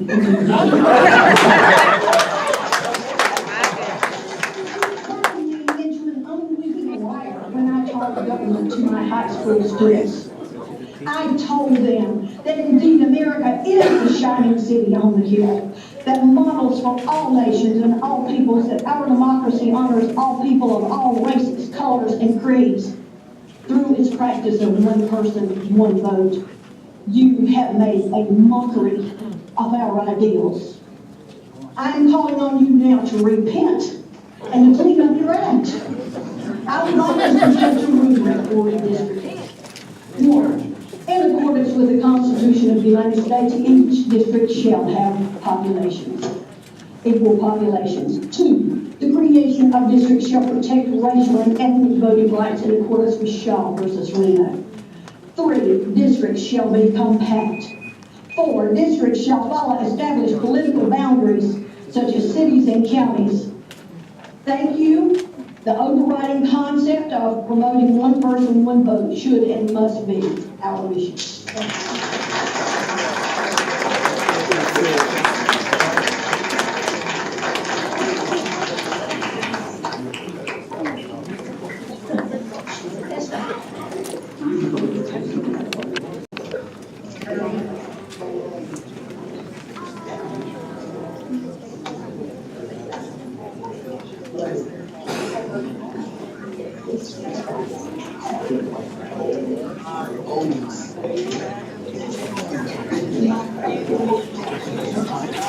Hi, my name is Carolyn.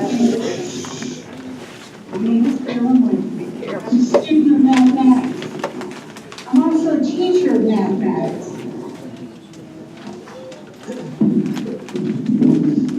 Okay, and when I came in today, I got here with these pretty maps. Somebody had used 8 crayons to color them. Now, if you know anything about mathematics, it should not take 8 crayons. It should take more fewer. And there's no data behind this. I mean, I look at these and it's a pretty picture. But without data, they're meaningless. Now, one person I heard say that some data came out today. That's nice. I looked right before I came and I couldn't find anything. But I really would wish you guys would come into the 21st century. There's software out there, unbiased software. We don't need a biased consultant, Republican or Democrat. Software does this no matter what state you're in, no matter what county you're in. Finish with games. Thank you.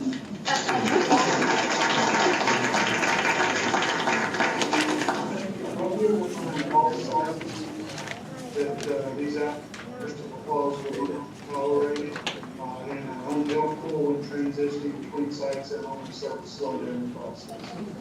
We are now going to move on to the appeal for text for 4 speakers.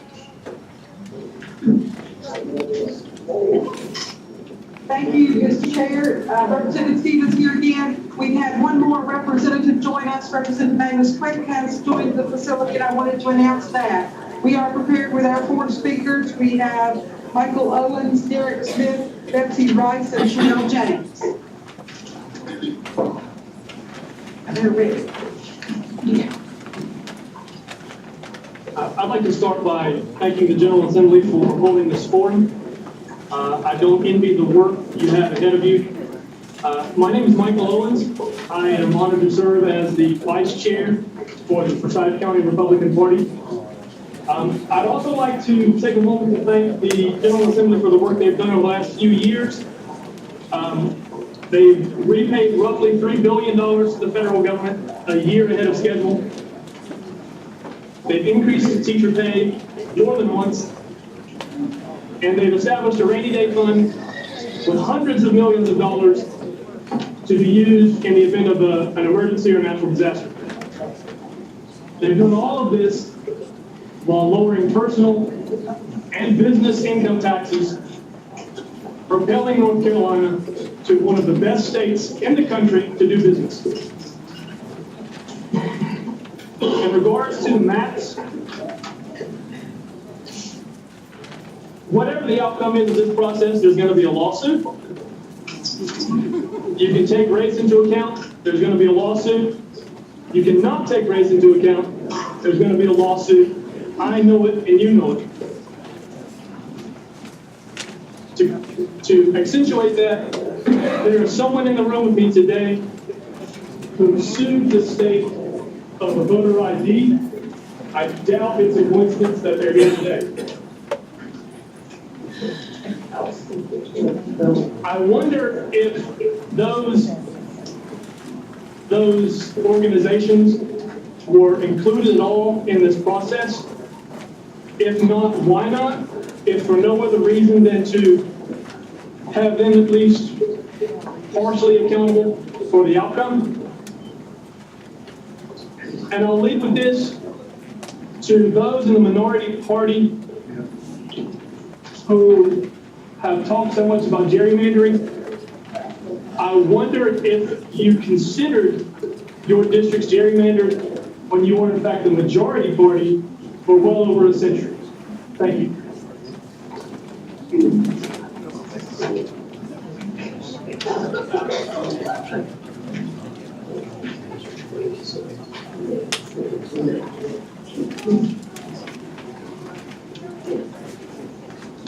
Go ahead. Good afternoon, North Carolina. My name is Derek Smith. I'm the political action chair for the Greensboro chapter of the NAACP. I'm also the political action chair for the state conference chapters of the NAACP. And I stand here with my president, Reverend Curtis Brown, from the Greensboro chapter of the NAACP. And I want to get right off the bat to this whole deal about Mr. Thomas Hochberg. Let's think about these cases that we had to deal with here in North Carolina. The list is long. Dixon versus Rucho, City of Greensboro versus Guilford County Board of Elections, Senator Wade. We've had to deal with Harrison Cooper case. The list is quite long. Of course, the famous Covington case where the Supreme Court ruled 9-0, even with Clarence Thomas on board, ruling that these are unconstitutionally constituted districts. Yet somehow, in their infinite wisdom, this General Assembly believes that it must continue to pay Thomas Hochfeller to continue to do this to the taxpayers of the state of North Carolina.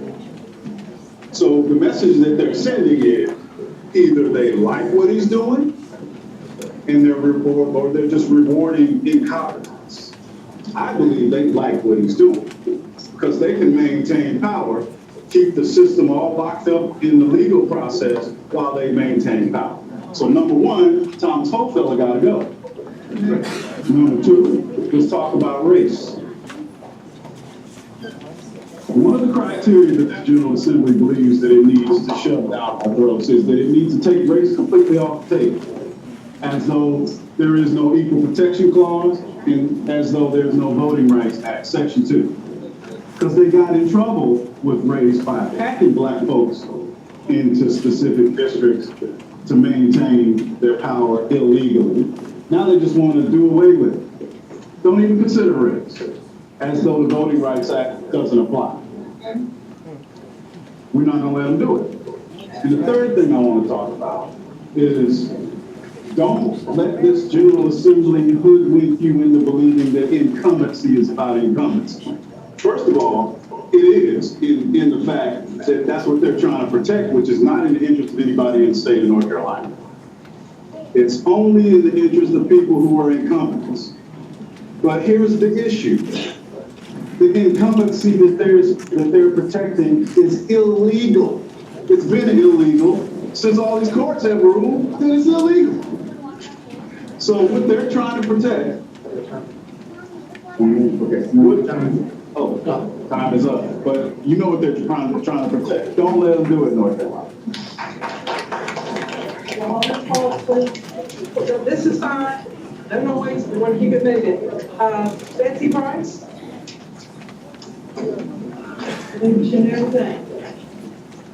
Hello, my name is Betsy Price. I stand tired. I'm tired of opening my newspaper or seeing on the news a new law passed that I disagree with. I'm tired of the legislature in Raleigh that passes laws that discriminate, and I'm tired of them passing them in the middle of the night. And I'm tired of a legislature that fights our governor and attorney general at every turn. These, I believe, are the results of gerrymandering. And I'm also confused. Confused that our Republicans in Raleigh chose the same guy to redraw the maps that were drawn wrong the first time. And confused that they used my tax money to do it, $50,000. And I'm also confused why the ruling party gets to choose to redraw the maps. That rule needs to go. So I propose to the good people of North Carolina that we appoint an independent council chosen by the people to draw these maps. Use zip codes to draw them so that people that live together, work together, and play together can choose who they want to represent them. Gerrymander sounds a lot like jerry-rig to me. First it was lizards, then snakes. I wonder what creature lurks out there this time. So I say no to the new maps, draw them and make them fair.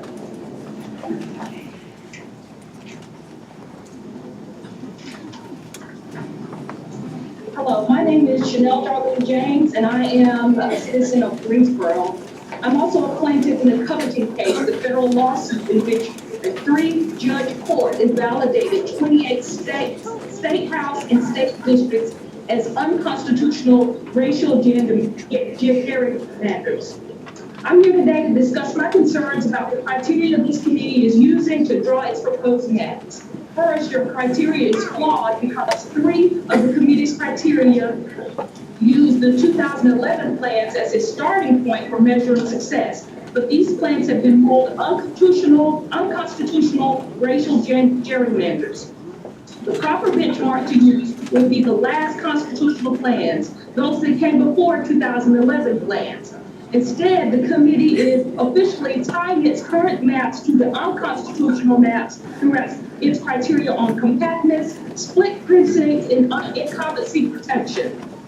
On election data, the committee's decision to allow drawing maps based on political consideration is simply a repeat of the process it followed to ensure partisan advantages when it redrew congressional districts in 2016. This use of political power is improper. Data on incumbents' addresses and past election returns should be used only to ensure that the districts do not unduly favor any party or individual while complying with federal laws, not to ensure partisan outcomes. We believe this improper use of political data likely exposes the legislature for liability for partisan gerrymandering, just as with the remedial congressional plans. Second, with respect to compactness, it seems plain to us, even having had the maps for such a small amount of time, that the legislature has prioritized incumbency protection over compactness. The North Carolina Supreme Court has explained that compliance with the state constitutional whole county provision requires that districts must be compact. Incumbency protection, while perhaps an acceptable consideration if applied evenly to incumbents of both parties, cannot supersede the requirements of the state constitution.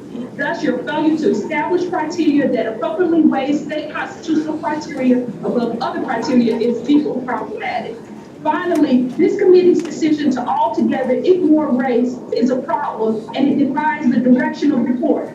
The use of race in redistricting is not an all or nothing approach. Issues of race are nuanced and not just in redistricting. The law reflects this as explained at length by the Covington Court and as reiterated by this committee, some of your members, although they were ignored. This court instructed the General Assembly that a one-size-fits-all racial classification violates the Constitution and hurts voters like me. Thank you. Having that 4 speakers will move to the Halifax Community College site that's coming in, and for 4 speakers.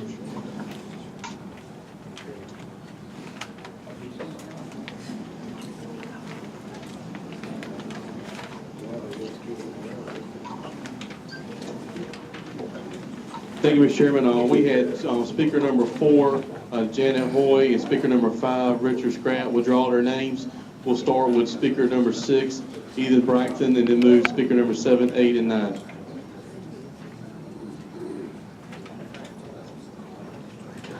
Thank you. My name is Edith Braggington, and I live in Halifax. This is the first time that I have ever felt moved to come to any kind of a meeting like this, and it is because I feel the maps, the gerrymandered maps, are so bad. It is very important that people speak up when they see these things. I think the map should be free from partisan politics, first of all. I think that they should comply with the Civil Rights Act. I think that the map should be fair. Gerrymandering hurts all of us. We have to get rid of it now. I understand that politicians currently in power would like to stay in power. I understand that politicians want to win. You don't have to be scared. All you have to do is represent all of us. You can win if you represent all of us. Gerrymandering equals voter suppression. Don't do that.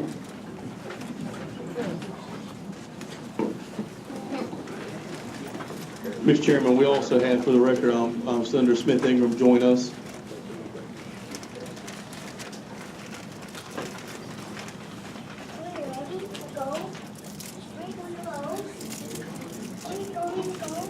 I'm Eva Clayton, the former member of Congress. I speak today because I want to be on record so all be clear that the right to vote is the most precious right we have as Americans. And indeed, redistricting is one way to deny that. I, for one, know the value of redistricting. It was part of the challenge that indeed created the 2 congressional districts in North Carolina. This is no more than a sham. If the process is flawed, the product is flawed.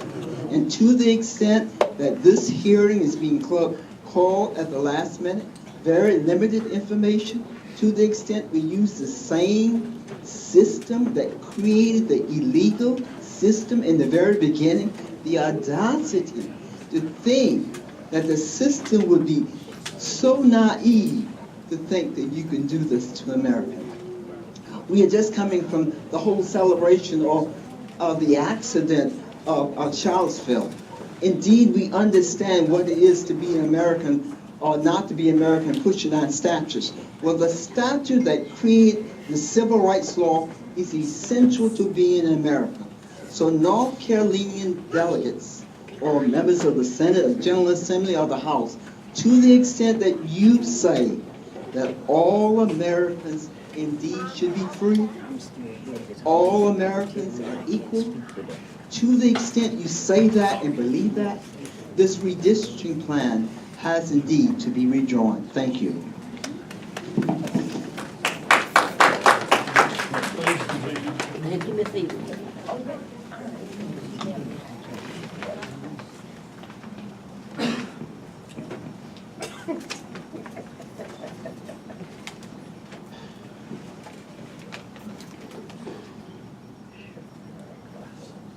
Good afternoon.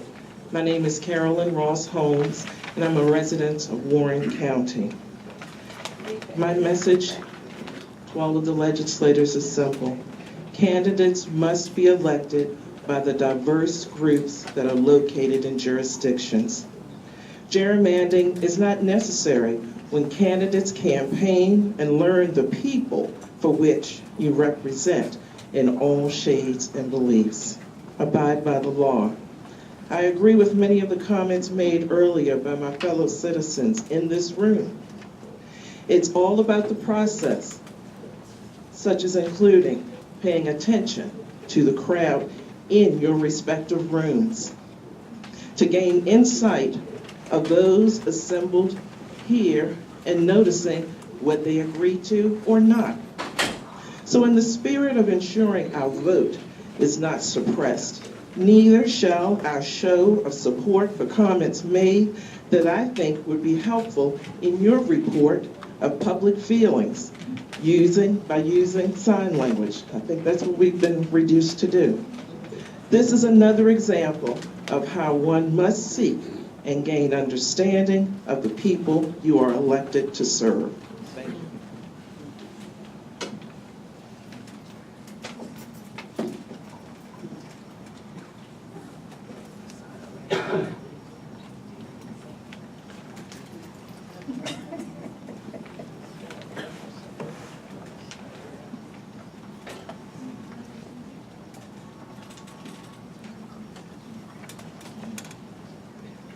I don't know how the rooms are set up in other places here. My name is Warren Heizenrader. I'm the pastor of Jackson Baptist Church. I don't know how the other rooms are set up in other places. It appears that people are talking to a crowd of people. Here we speak to a camera, a wall, and 3 guys in suits. And I've certainly spoken to 3 guys in suits before when we have low attendance on a Sunday, but I prefer when there's a crowd here. So I'm going to turn around, and I've got a timer going, so hopefully I won't go over the 3 minutes. I wonder, I'm not asking for a vote, but how well we're able to hear what's going on in other places. I've struggled to hear the comments going on, and it seems to me that people who have prepared things to say are being disrespected by the fact that their words get jumbled and messed up so that people across the state in what's supposed to be a public hearing are not able to be heard. It would appear that in the process of creating these districts, we have found another way to suppress people's voices. There are lots of ways to silence people's voices. One is to deny them the vote, which we have done this in this state. We have a long history of doing that, even after suffrage, even after the Voting Rights Act, even after 2017. We still find ways to do it. Another way to silence people is to place them in districts by drawing lines around and through counties and through neighborhoods. Another way to do it is to threaten people with expulsion if they choose to express their appreciation for a speaker, as the person before me has just said. Another way, which seems trivial by comparison, is to use technology and equipment that is inadequate to the task of spreading a public hearing across the public, across the state. And I realize it's a tiny thing. I'm no expert at doing this kind of thing, but I've been involved in webcasts before, and this is probably the worst one I've ever seen. I think there's glass fiber going all over the state between community colleges. I can't understand why it works this way. Why, if this is so important, are there such inadequate resources brought into play to accomplish or to fail to accomplish? The technology makes voices sound like Mr. Ed and Fred Munster and Mickey Mouse stuck down in a well. And that's disrespectful, and it disregards the importance of what's going on here. It seems like it's just another little tiny thing, just like another little tiny vote, just like another little percentage difference that it makes when you move a congressional line. But all these just things make things unjust. A man I know named Tex Sample once talked with us about the problem he had with his 2 sons who had a hard time sharing the task of mowing the lawn. The older one would always take the easy part, leaving the hard part for the younger one. Tex drew a map of the room, and he said, a map of the yard, and he said, the older one said to the older one, divide the yard up any way you want, and said to the younger one, you pick which side you want to mow. I wish we could do voting that way.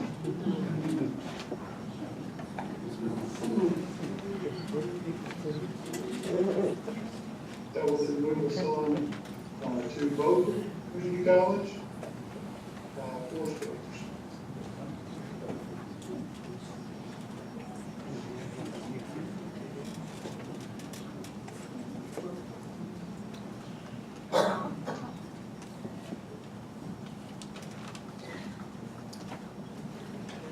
Barry Jones.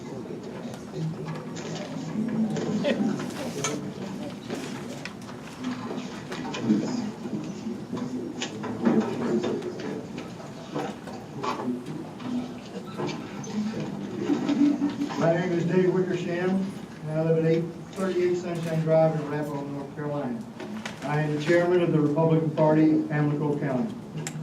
My comments today specifically address Pamlico County.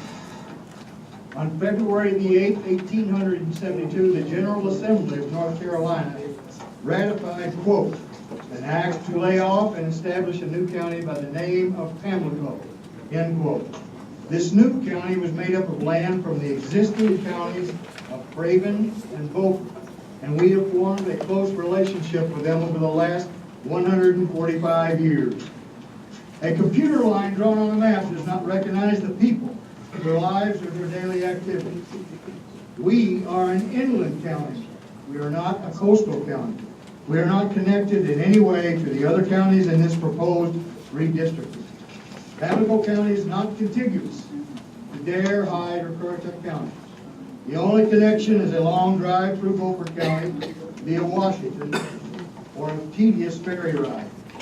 On the other hand, Craven and Carteret counties are accessible by a 4-lane highway or a very short, convenient 20-minute ferry ride. We do banking, air travel, car buying, shopping, and enjoy dining and entertainment in our neighboring counties. Our retired military are constantly commuting back and forth to Cherry Point. Our children take bus trips to the North Carolina Aquarium and other points of interest in our neighboring counties. The closest hospital and other much-needed medical services are only 25 miles away. There is a significant flow of people between our three counties. Our inland coastal location on the Neuse and Pamlico rivers have resulted in very special state regulations that Dare, Hyde, and Currituck don't have. Of course, they have their own set of burdensome regulations to deal with. To be blunt, our modest population of 13,000 means the much larger counties to our north will mean that we simply will be lost in the shuffle. It is hard to imagine anyone elected in this proposed new district would spend much time with us, or more importantly, represent our needs and concerns in the legislature. I implore you to reconsider this alignment and leave Pamlico County with neighbors with whom we work, live, recreate, and worship as a community of shared interests. Please examine again not only your responsibility to comply with the court order, but your human responsibility of doing the right thing instead of just taking yet another political expedient action. Thank you for the opportunity to speak. I hope and pray my words are heard. Please let us stay as we are with our neighbors and shared communities in Craven, Beaufort, and Carteret. Because in the case of Pamlico County, as far as the redistricting goes, it is not fair, it is not contiguous, it is not more compact, and it is not respectful of community and shared interests. Thank you. James Ray Leary.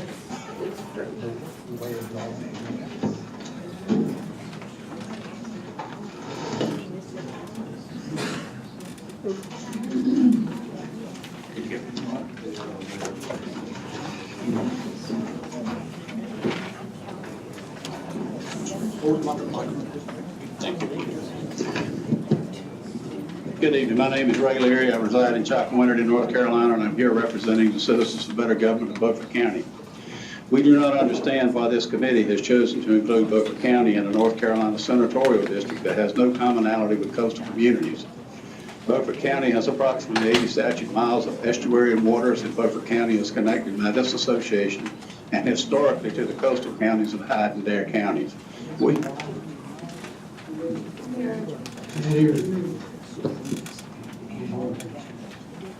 All we can hear is his voice, no amplification.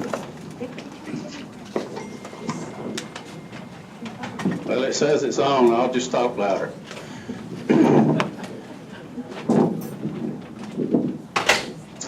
We have nothing in common with Vance, Northampton, and Warren counties. We do not know why anyone would suggest this plan. It makes no sense. If there is a plausible explanation for this gerrymandering, we would certainly like to hear why that is from this committee. We do not need this, we do not want this, and we do not deserve to be shut out in Raleigh. Is it not sufficiently corrupt that Beaufort County has to endure limited voting for county representatives? And now this new Senate district map was conjured up to deprive us of representation in the North Carolina Senate.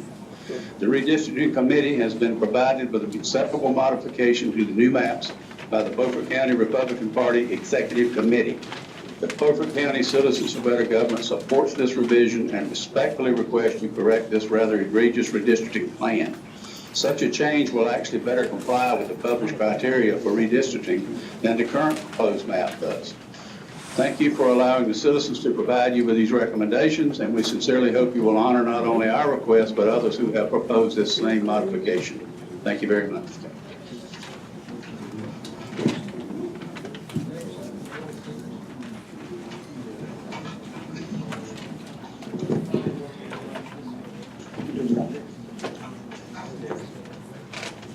My name is Gerald Seifman. I'm a Beaufort County resident, and I did not intend to come to this meeting, but the more I thought about it, the more upset I am. Holding a meeting at 4 o'clock is not a public meeting because in Beaufort County, we're a Tier 1 community, and a lot of the people that are working, they cannot afford to take off the half day and lose those wages to come make comments. So I thought I would just come. If you look at Beaufort County, fishing, crabbing, shrimping, that's what we do. We're a coastal community. And I look at the map and I see we're with Vance, Warren, and Northampton. They're landlocked. They don't have any water. So if we have political representation from someone that wins the election up in those counties, they have no clue what Beaufort County does. We should be put back into the coastal community where the representation will have some knowledge of at least what we do in this county. Thank you.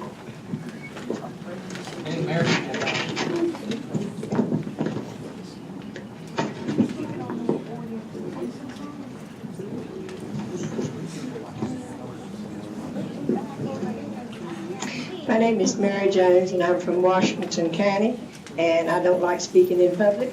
But addressing the topic of how our neighborhoods and counties have been so split up before, these new districts are more compact than the current ones that we are now under.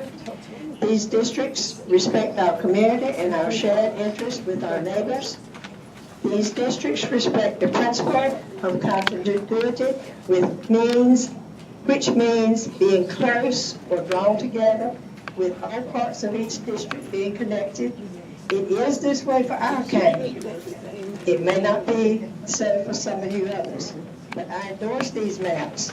There are less split up counties than before.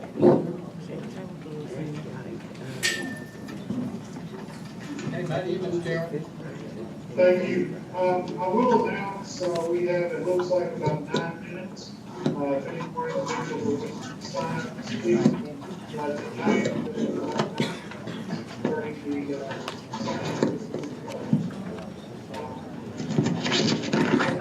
move on to technical session.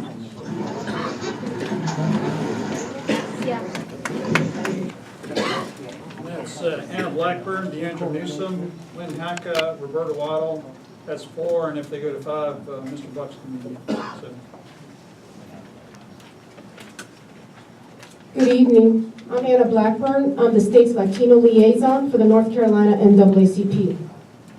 Democracy is once again at stake because it is being stolen by an illegitimate General Assembly. This is not just my opinion, but that of the court system. The Supreme Court found the North Carolina white supermajority rigged the election by using racist gerrymandering to win their seats. I am personally tired about hearing that the Republicans gerrymandered as well. We are talking about the here and the now. 2 wrongs don't make a right.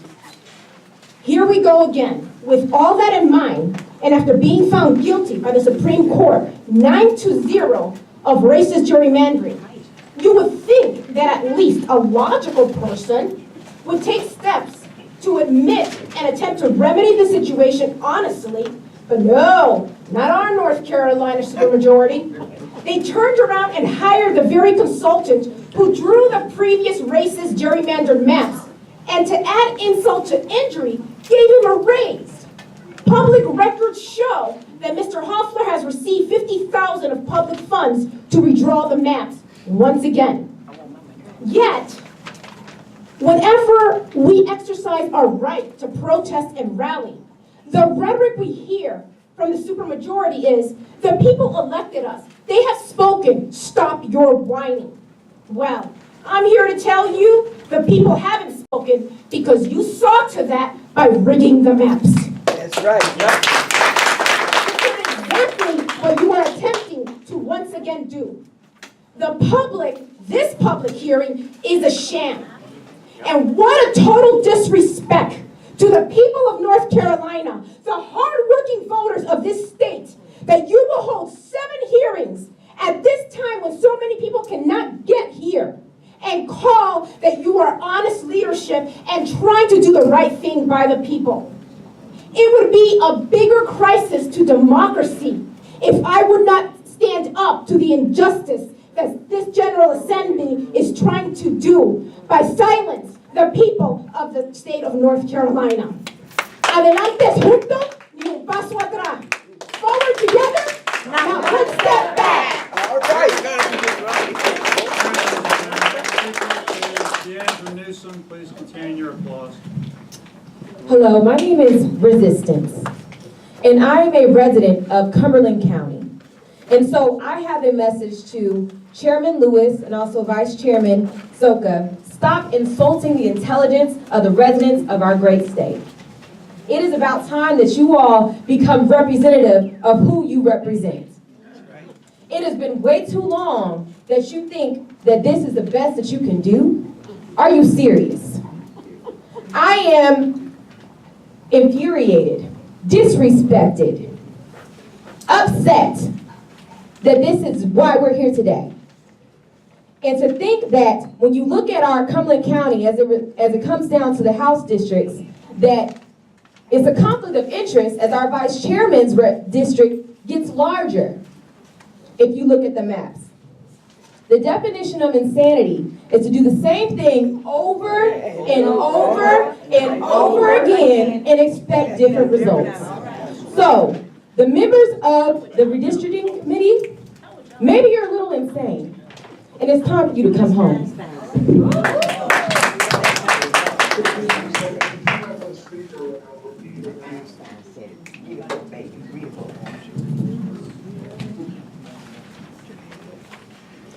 My name is Lynn Hauke. I live in Hope County. I'm a relative newcomer to North Carolina, and I chose to stay here because I love this state.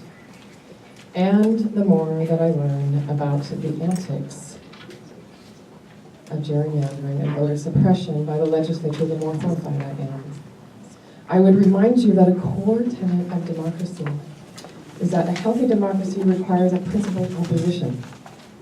A healthy democracy requires a principled opposition. That's right. Because a plurality of perspectives is how we progress as a society and support everyone from the most privileged to the most vulnerable. The legislative supermajority has lost sight of this requirement of a principled opposition, doing everything they can to stamp out any opposition. And so we have a sick democracy in our state that's infected with partisanship, disenfranchisement, and cruelty to the most vulnerable people. These new maps show intent to protect the illegal supermajority.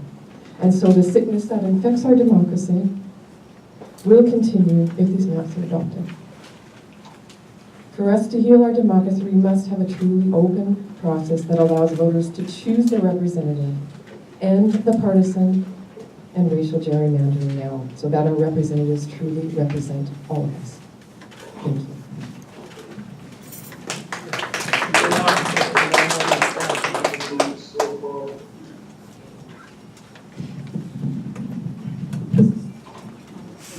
Good evening. I am Roberta Waddle. I'm chair of the Cumberland County Democratic Party. Every legislative district in Cumberland has been redrawn. While the lines of the districts do appear to be more compact, I have no data on the results of these changes. I don't know whether these districts help or hinder our party. They probably don't. I don't know if redistricts will meet Justice Department approval regarding racial distribution. I cannot determine if they are fair. I would very much like to comment on the proposed redistricting maps presented here today. However, the process has been so secret and the hearings scheduled without sufficient time to evaluate them, it is very hard to do so. The reason we are so rushed at this time is because the legislators in charge have delayed redrawing of the districts as long as they could, and they have not allowed for public input. Courts have ruled that the current maps are gerrymandered with surgical precision, considering that the new maps have been drawn under the same legislative direction and done by the same technical services. It seems likely that we have a very similar outcome. I call for an independent commission to draw maps that allow fair representation for all, meaning that minorities would have a fair chance to be represented in the legislature, that the parties would be proportionally represented, and that there would be fewer safe districts for all. Thank you. Ms. Hall, would you just please state your name for the record? They didn't get I did, oh, okay. I am Roberta Waddle, Chair of the Cumberland County Democratic Party. Thank you. Could you, the previous two speakers, someone's name was not what I had on the list. Could you give me the name of the previous two speakers?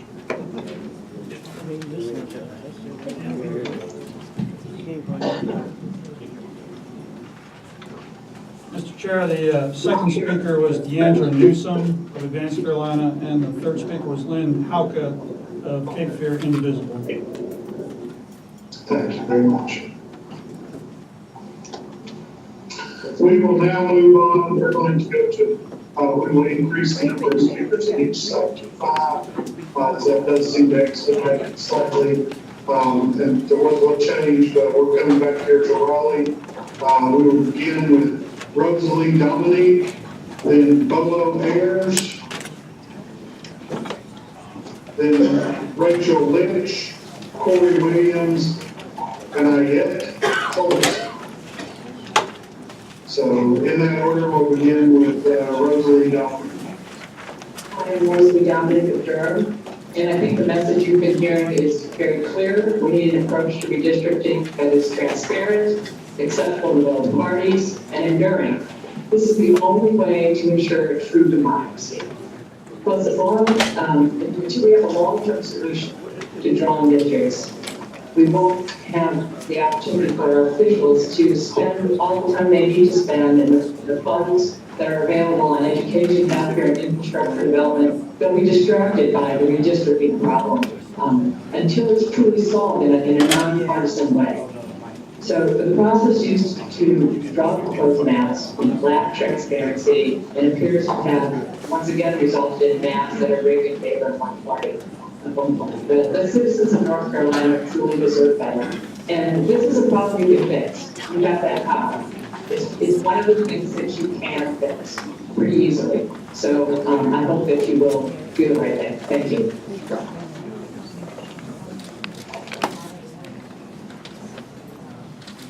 Bolo Ayers, you're recognized for time. I'll take C2. My name is Bolo Ayers. I am a fiscal conservative, a stay-at-home mom, so I'm literally I'm sure you guys all have some things. And if your children misbehave, you would recommend them. If they did it again, you would probably recommend them again, right? So in this case, I'm not sure why we're going back to the same, to draw the same maps. And I'm not sure why you expect people to encourage it, to say, hey, you can do the same mistake again. So I'm just asking you to stop wasting your time and our money on unnecessary lawsuits. Lawsuits come because the injustice has been done. Thank you for giving me. Thank you. We'll now move to Rachel Leachek. For time period, we'll take C3 minutes.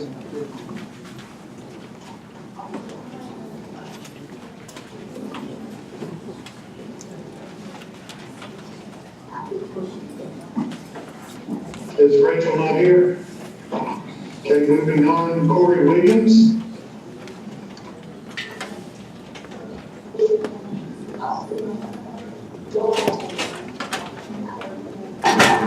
In order. Recognizing Corey Williams for a time will take C3 minutes. Hi there, if it helps you, I was number 9. I am a mom from House District 56 and Senate District 2040, and I brought my very expensive digital aids with me today.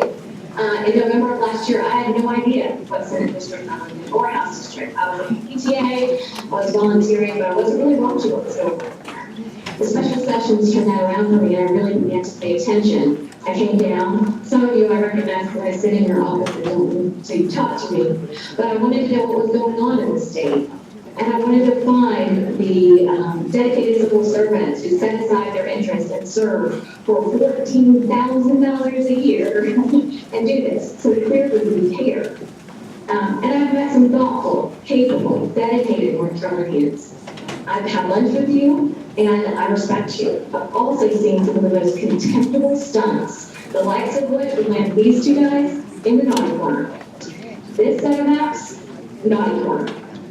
I sat in the Greensboro courtroom and listened to Mr. Starch, his name on it. His very thin argument, you were not delaying the process for partisan reasons, that you were instead dedicated to ensuring that public comments were taken under advisement. And these people clearly care. We've heard great comments from North Carolinians around the state. I'm glad to hear that you want public comment, and I'm hoping that this time, Mr. Hawker hears all of these public comments. So, we're not at the pool today. They put on their suits to come see you, so I can let you know what I think. These maps don't just fail the efficiency gap test, they fail the chuckle test. And while I realize it's still legal, it's not ethical, it's not right, and it's not wrong for this world. We're all waiting for the Wisconsin Supreme Court decision, and we're all tired of the they did it first argument. I let them do it, and you guys shouldn't be doing it. In terms of racial gerrymandering, releasing these maps on Saturday has not given me adequate chance to really assess whether a remedy has been achieved here. But I'll tell you, as a Black woman, I have listened over and over to protestations that the people, the members of this body, are not racist. All I can say to you in this moment with no data is that I hope that when we look hard at the work that you've done, it won't be found wanting. Because mamas will come to the ballot box. And we're going to send everybody who is not providing effective remedies, not a corner. There are some bill sponsors who are to be commended. We saw House Bill 200, but we saw Representative Blust's computer redistricting being proposed this session. Those are all Republicans. This isn't really an issue of partisanship. It's an issue of incumbency. So you go home tonight, you look at your bill, you tuck them in, you brush your teeth and look at yourself in the mirror, just like I'm going to do. Ask yourself, do you want to feel good about this? Am I happy with these maps? Is this fair to North Carolina? Annette Colston, you're recognized for time reading. I'll take 30 minutes. Hi, my name is Ayla Colston. I live here in Wake County. I'm speaking to you today as a North Carolinian and as the mother, wife, sister, and daughter of North Carolinians.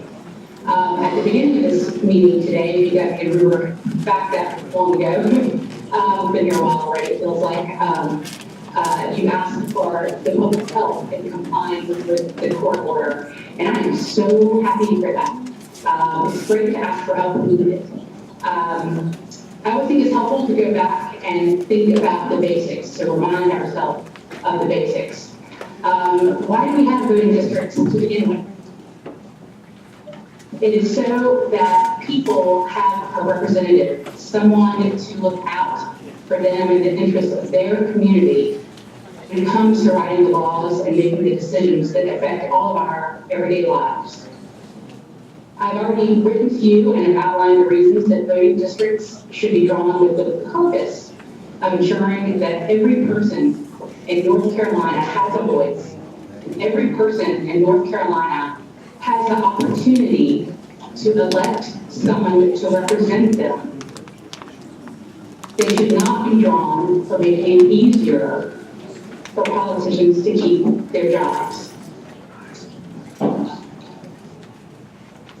I have heard a lot of reasons given for why the maps were drawn the way they were back in 2011 and also the new proposed ones. What I have not heard is anybody say they drew these maps because they thought it was in the best interest of North Carolinians drawn this way. I have not heard one person involved in drawing the maps say we drew them that way because we thought that was what would ensure the best future for North Carolina. What I would really like to hear is somebody involved when you're drawing the maps is for you to say, and then for you to follow through, and when you're making these decisions and drawing the maps, think about, ask yourself these questions, 2 questions. Will this help the people of North Carolina? Number 2, will this improve North Carolina's future? You guys asked for help in applying the court order. I only have 3 minutes. So if it's possible to incorporate things by reference, I believe this handy dandy little guide to redistricting that your own staff did a great job on. It's in your public website. Anyone can download it. The only thing that's changed is there are now fewer protections for historically disenfranchised communities. I'd also like to mention the actual court opinion that kind of takes you through all the law and kind of how you got here. It's not too late to do the right thing. Thank you. Next we'll have Claudia Collins and then Andrea George. Let's do that one president. Claudia Collins, the representative for time period not to exceed 3 minutes. Thank you very much. My name is Claudia Coons, and I'm speaking as a citizen of North Carolina who's worried about our state in a time of polarized politics. But I'm also here as a historian from Duke University. I'm a historian of Germany in the 20th century. And I'm particularly interested in what happens when polarized party politics takes the place of national concern. Nonpartisan electoral maps are a first step towards restoring the trust that is the bedrock of democracy. That kind of trust is what we need here. I have to say, I have never done this before. I've never even come to a meeting like this, but I have been horrified by the amount of cynicism and apathy I feel among just people I run into every day. So let's step back from our situation today. What can we learn from the past? The textbooks tell us that Hitler destroyed democracy in 1933. That's wrong. German politicians killed off German democracy starting in the late 20s by putting their partisan political self-interest above the common good.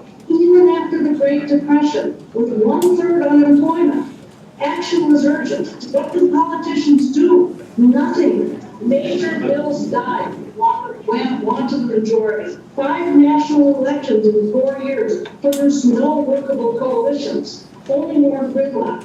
Humorists laughed. They said politics looked like a barbell, all the weight at either end. But the outcome wasn't fun. The more politicians fought, the more rigid they became.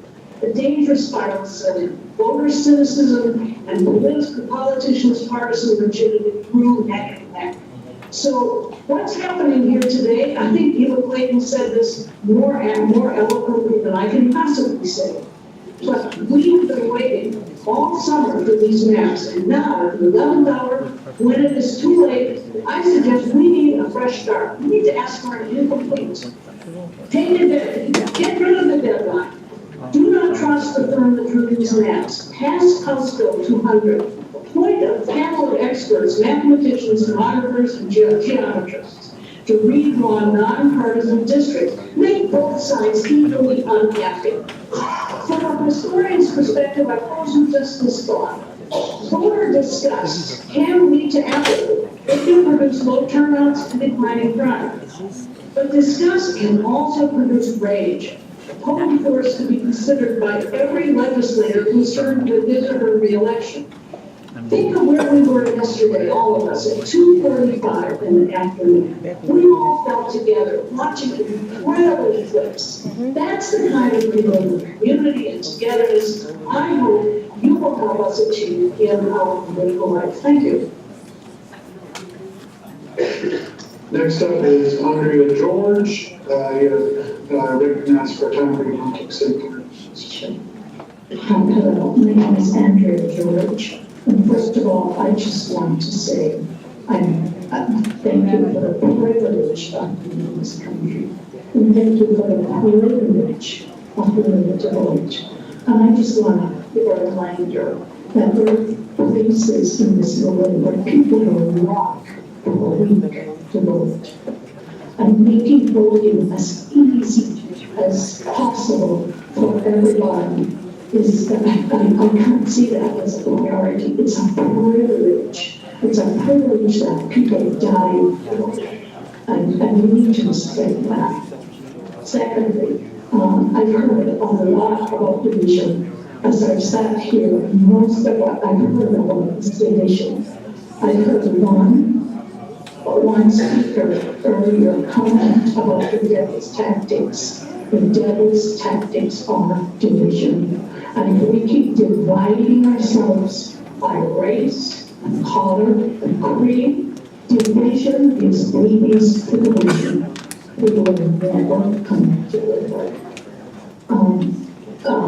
Secondly, I'm pleased personally to see a map that's brought about without racial considerations, with no racial data. I am thrilled with it because that's where we want to be. That's where our future, I hope, will be one day. And as far as I understand, it follows the Voting Rights Act. The communities are contiguous for the most part. I heard maybe one coastal community complaining about that, but for the most part, the precincts and the districts are contiguous. And that's important. People living together, sharing common leaders. Maybe we will unite instead of dividing. Thank you. Thank you. Members of the committee, as well as members of the public, we're going to need to suspend for a few minutes to ask questions of our report recorder and give her a few moments to catch her breath, as we may say, in this process. So, committee will suspend. While they're taking a breath up there, when it comes back to Fayetteville, the next five are Mr. Jimmy Buxton, Linda DeVore, Hiram Reynolds, Ray Hudson, and James Baker. Now, I'd just like to remind speakers, when you come up, identify yourself in the, I'd just like to remind speakers, when you come up, identify yourself, and if you're representing an organization, into the microphone, because that gets in the official record that's being transcribed in Raleigh, so we know who you are. Yes, sir. Question. How come all our representatives are here from Cumberland County, except our senators? No disrespect to you, sir, but I mean... Well, sir, I really don't know the answer to that. We've got... So what? Senator Clark's in Raleigh.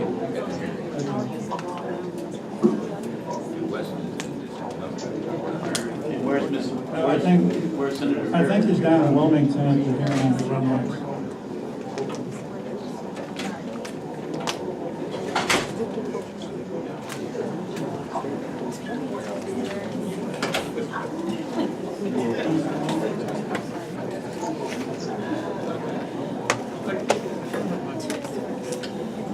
And just in case you didn't hear me, the next five on the list, first would be Jimmy Buxton, then Linda DeVore, Hiram Reynolds, Ray Hudson, and then James Baker. Thank you.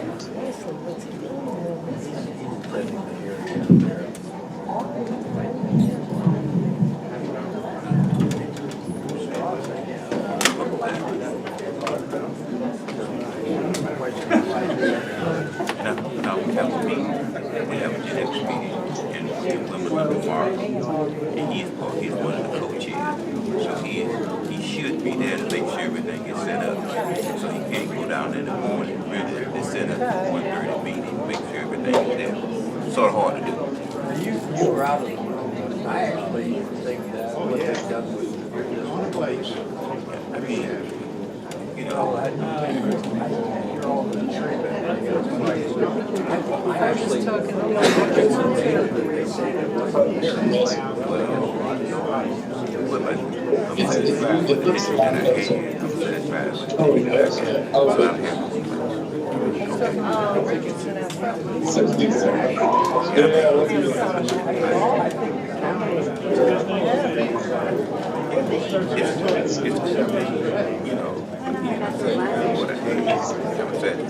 So you can sing it.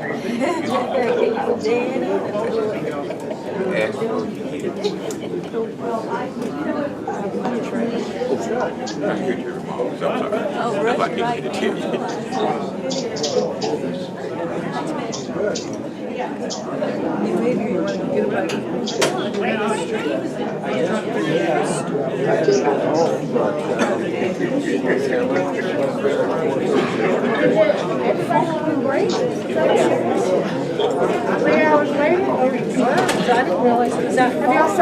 I am. How about yourself? That's good to hear. You signed up to speak? Hi, Miss Addison. Everybody's leaving.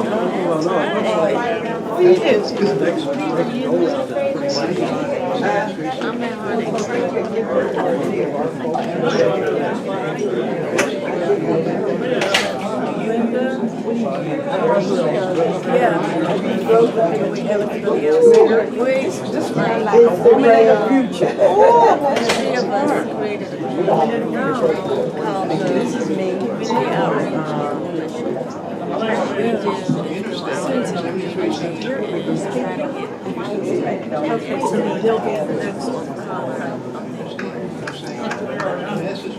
Wow. So we're both members of the African American Party and the police.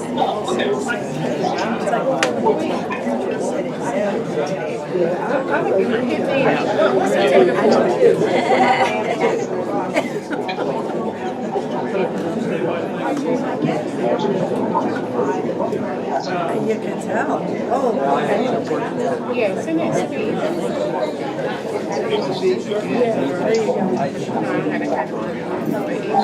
What's the date? Let me take, can I just take a picture? Anyway.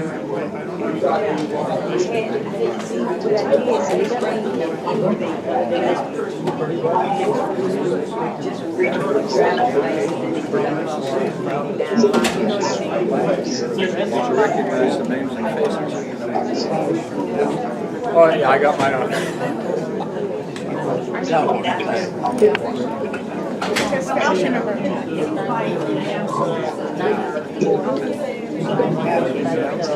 yesterday, where Tony was You haven't had it. Where's this one? Next day.